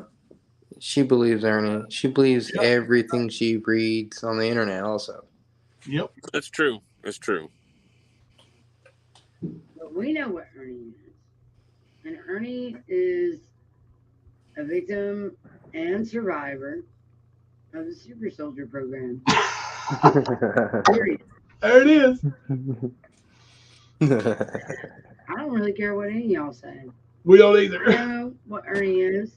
Ernie knows what he is, but he didn't really know what he was until we helped him to know what he was. See? Yep. That's why she believes They it. helped him.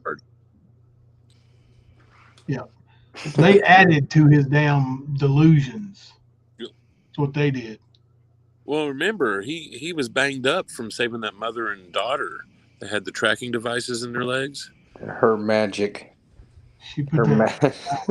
But do you remember, though, like at the beginning with their website, they had how they met? Yeah. And Sanders said they were in a lengthy battle with this guy that used to work for Blackwater and all this other. And Ernie showed up banged up from that whole situation with the tracking devices. And this is the conditions that they met under, from what they're saying, which knowing Tina, it's probably embellished a lot, but a lot of truth to it too. You get what I mean? Yep. And like you said, they build off of each other's psychosis. Yeah. They really did.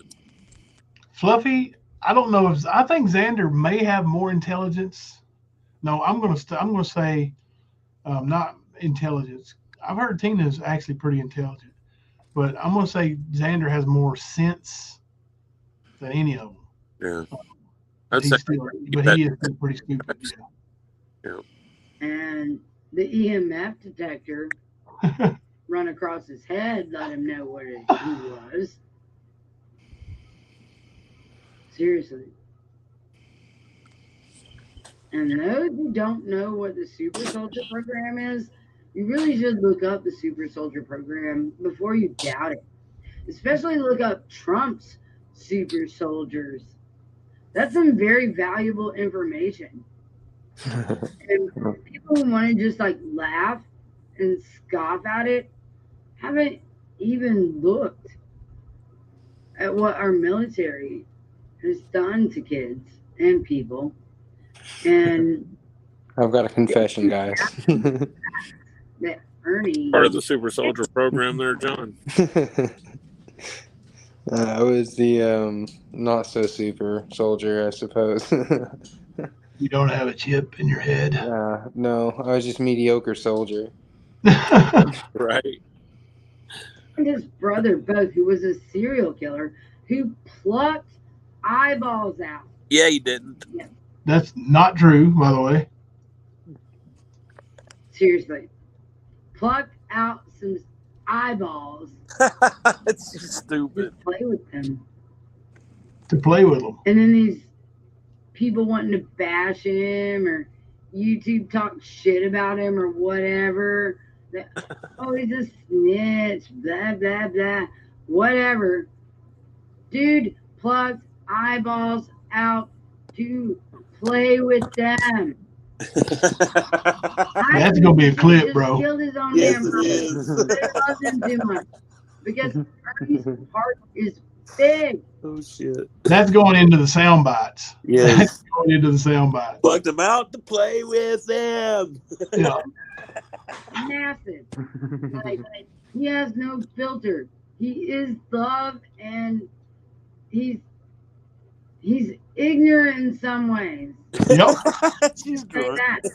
I'll give you that. Is just like he wants to trust every badge that walks through the door because they got a badge. He wants to forgive and all that, and all these people want to like talk stuff about him, and we gotta forgive him. And all these Christians, should look to Ernie really, because he's like that. He's like, oh, well, you know, they didn't know, blah, blah, blah. Bullshit. Ernie. They knew what they were doing. They just don't care. So it's pretty sad what these people do to Ernie because it definitely has affected him, and it's sad how it affects him. These YouTubers that talk about Ernie, they have no idea who Ernie is. Yeah, we do. They have no clue. We certainly And do. most of them don't even believe that the super soldier program is real. I actually had someone that was Struggle Jennings and that Brian Upchurch, this guy. Brian Upchurch. Agent, sitting there like arguing. I applied for it, but I didn't get in. It's Brian Upchurch's guy. Did you hear? Yep. Oh, yeah. This is what she do. Saying, blah, blah, blah, you're a Comic-Con. No, I've never been Comic-Con, but I am in the music industry. My music roots are so deep. So deep. Deep. She has no clue how deep my music connects. I bet she yodels. I'm not Comic-Con. Ernie might have been Comic-Con. And Comic-Con, people tried to kill him. For real. Yeah. Yep. Bubba Fest. Bubba Fest. Oh, Bubba Fest. Oh, Bubba Fest. Chris, wow. You put a hit out on me and my family just so you could get to Ernie? Wow, Chris of Bubba Fest. Seriously? Wow. Sounds like Ernie. Wow. Yeah, I was wondering where Ernie got it. Now I know. No clue who my people are. I can't even believe that you tried to drag me and my family into this, Chris. You're done. You are seriously done. And I don't know what to think about you, Jim Cullen, you know, the booking agent of Struggle, sitting there talking shit to me, trying to belittle me all fucking evening, telling me you're so powerful, blah, blah, blah. Excuse me? You have no fucking clue who I am. You were sending me, like, how many videos of the Bionic Man? Oh, this is Ernie, this is Ernie, this is Ernie. Bionic Man or $1 Million Man or whatever the hell it was. Inspector Are you Gadget. Right? Yep. That's what it was. That's what we called him. Inspector Gadget. Do you? Well, that wasn't a crying video, but I think it was worth the 12 minutes spent. I mean, yeah, I think that one is about a 45-minute to an hour one. I must change my stance. I think Ernie, Tina, Predator Hunter Nation are a match made in heaven. They're perfect for each other. I think it's pretty transparent. It is very transparent. How you survive, man. It's protection. It's the only thing that keeps them safe. Transparency. Only I mean, thing. the truth's going to set us free. Yeah. Oh my God. Yeah. There's some good bits out there, Jimbo. I think we just need to go through just our Facebook Messenger and pull the videos out. I'm pretty sure there's some doozies we've forgotten about. Yeah. I may do that here. Guys, it's 3 hours deep. I would love to hang out some more, man. Maybe we can get John to come back on another day off and hang out with us, and we'll have some more videos queued up and get some commentary if you're up for it. I'll be up for it. Hell yeah. Sweet. Awesome. But thanks for coming up tonight and hanging out, brother. It's been fun. Thanks for having me. Yeah, I mean, I've got all kinds of messages already, and there's people saying in the chat that it's a really good guest, and they'd like to see you come back. So, thank you, man. If we got any new subscribers, I appreciate it. I just really wanted to come on here to prove that I didn't, shave my legs. Right. Oh yeah. I'll be back You with there, right? You don't put a razor. I was going to say, do you wax? Yeah. Better be careful with that, John, because I shaved my head one time and it never grew back. Yeah, I did 4 years in the military, and I thought I'd be able to grow my hair back when I got out. Yeah, good luck with it. Yeah. It sucks. Just gets used to being short, and it's like, hell, this is as far as I'm going, guys. It is easier, though. It's no mess, no fuss. Yeah.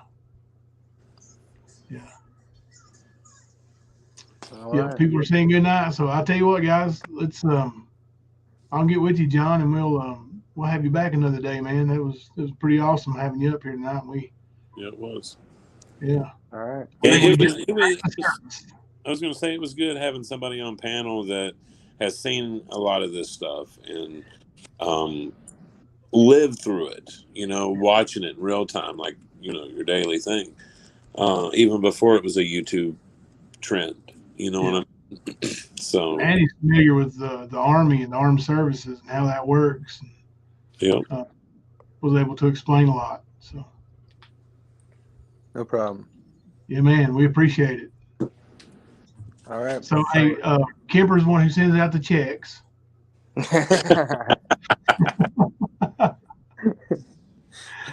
It's always Kemper's fault. Of course. All right. I'll see y'all later.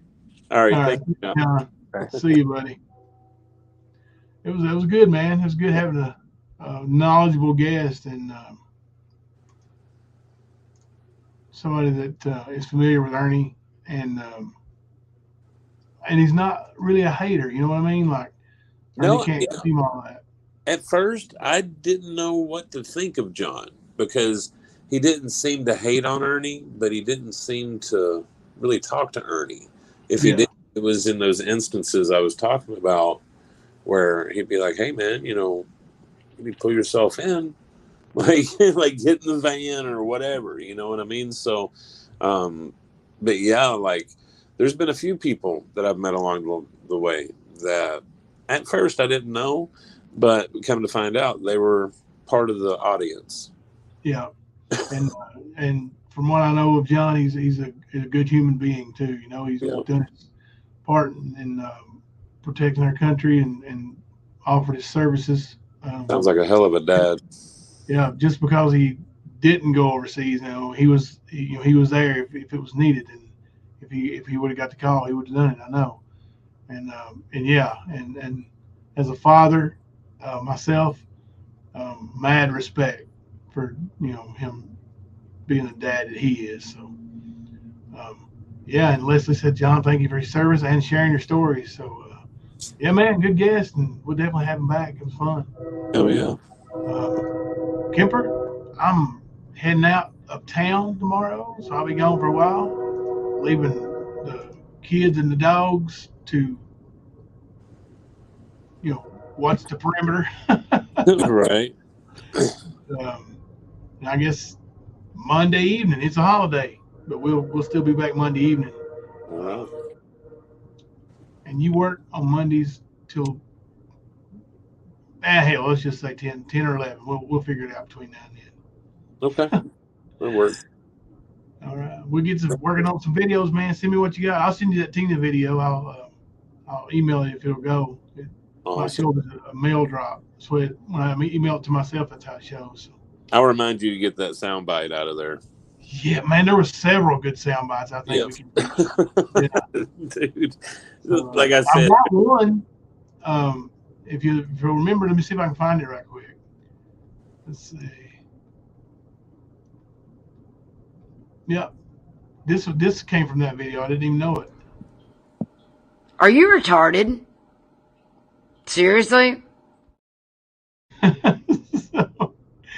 So yeah, but we're gonna have some more sound bites from that video for sure. Oh yeah, there's some good stuff, man. We gotta Start pulling them in. Hell yeah. I was inspired the other day in our Discord talk about bringing all this stuff out. A lot of people haven't seen, and some stuff people have forgotten about. Yeah. So, yeah, we are going to review a lot of things, but at the same time, we're going to be bringing a fresh twist to it. Maybe the person involved or what have you. There you go, brother. Last night, we were talking about the screenshots of Ernie telling John all that bullshit about 27 agents, blah, blah, blah. Yep. You got to hear from John yourself. Yep. It's not just hearsay when the man says it right out straight out of his mouth. He's known Ernie for 11 years himself. Yep. So he got to see all the shenanigans. Yep. Well, all right, buddy. Until Monday evening, I'm Jimbo. And I'm Kemper. We're coming to you live from the stand. Are you retarded? Seriously? Oh, hell nah. Stupid fucking phone. Stop right there. Stop. No.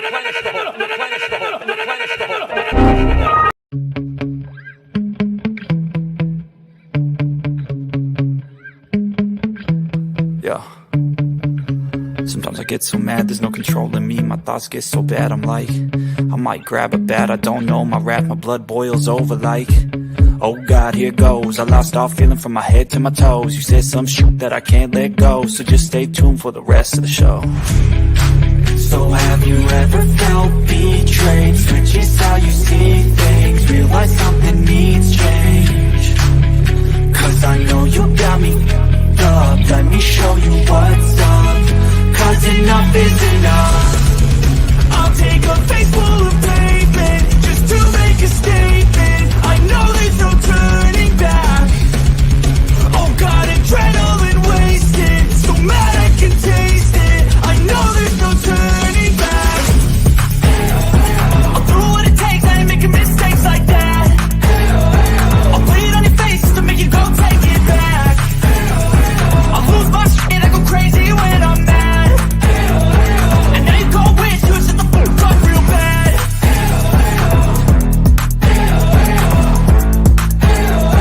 And now that I'm gone, yeah, I know there's no turning back.